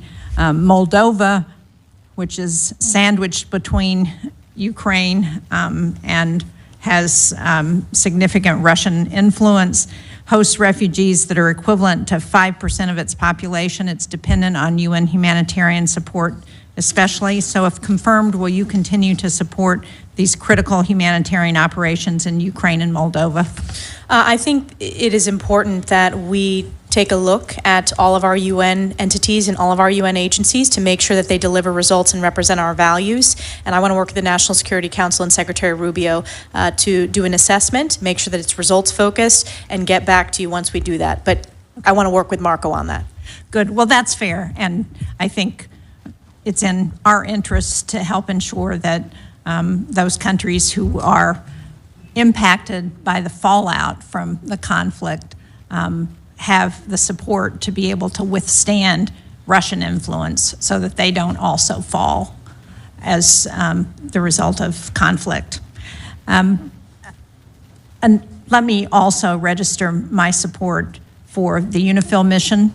Again, I think it's one that we need to examine and see how we ensure that they continue to be a strong bulwark against Hezbollah and what's happening in Lebanon, but we need to ensure that there is somebody there to address the peacekeeping that needs to continue now as the result of Lebanon has actually made some real progress in getting a president in place and a prime minister who are outside of the influence of Hezbollah. I think anything we can do to ensure that continues is really important. With that said, I also want to go back to Syria because you talked a little bit about the concern about HTS and what they will continue to do in Syria has come up in the questioning.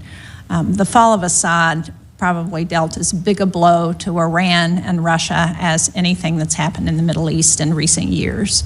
And I think it's important for us to think about how we fill that vacuum because if we don't, or if those people who support freedom, support the opportunity for self-determination for the Syrian people, then we know that Iran and Russia and other players will come back in to the region. So can you talk a little bit about how you think we can ensure that humanitarian aid continues to get through into Syria, and that the UN can engage to ensure that we don't have our adversaries filling that vacuum?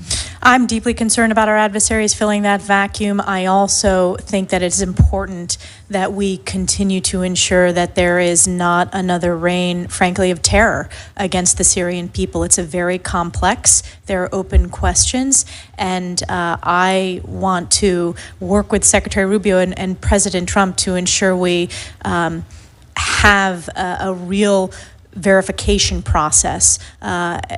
Go back to Reagan, trust but verify. I think that's really, really important before I make any commitments here today. And certainly I'm not going to get ahead of the president. There is no question that Assad's fall is a major blow to Iran, and it is an opportunity in the region for a people that have been human rights abuse, have been slaughtered by the Assad regime, the use of chemical weapons, and that's over the course while I've been in Congress as we've pushed back, and I credit President Trump for his effective military response to when Assad used chemical weapons. So I think I will commit to this committee that I'm going to work with the National Security Council, but will support the president's approach in a very unique and this moment in time where there's real opportunity, but we want to make sure that there's not terror. I appreciate that, and I look forward to working with you. And again, I think time is of the essence here, and we don't have a lot of time to look at what the options are before our adversaries move in. Thank you. Thank you. Good point, Senator Shaheen. Anything else for the good of the order? One very brief follow-up, Senator. Just wanted to ask you, what do you see as your most important lever or levers within the United Nations, should you be confirmed as our ambassador to the UN? What are your most important levers to wield authority to bring about reform? I think our vote on the Security Council and the fact that we are the biggest funder, we need to stand up for our values, American values at the United Nations. And I said earlier in my testimony, if confirmed, I will represent the United States. That is the responsibility, and that is what I'm hoping to do. But it's the UN Security Council vote, as well as our funding and the transparency and accountability that should come along with our funding. Great. Thank you so much. Thank you, Chairman. Thank you, Senator Duckworth, you had a follow-up. Yes, thank you. Just one question, Congressman Stefanik. It's really about the rights of persons with disabilities and people with disabilities around the world. I think the United States is in a very unique position to lead, and I think this is a place where you can work with other nations at the United Nations when it comes to issues that persons with disabilities face around the world, discrimination and the like. We still are dealing with unexploded ordinances from the Vietnam War in places like Laos and Vietnam and Cambodia. Have you thought a little bit about what work you would do when it comes for the issue of persons with disabilities in your role as our UN ambassador? Absolutely, Senator, and I thank you for your leadership on this issue, working with so many senators across the aisle. I think it's a very important way that America can lead when it comes to human rights and human dignity, and I hope to bring that leadership, and I know that Secretary Rubio, during his testimony, committed to that as well from the State Department approach, so I hope to be a strong partner in doing so. Thank you. I yield back, Mr. Chairman. Thank you very much. At this point, I am going to order the letters of support and matters related thereto regarding Congressman Stefanik into the record. They will be placed in the record. I'm going to leave the record open until 5 p.m. tomorrow evening in case there are questions for the record from members of the committee. So with that, our thanks to you. Thank you for spending the time with us here today. And unless there's anything else for the good of the order, committee is adjourned.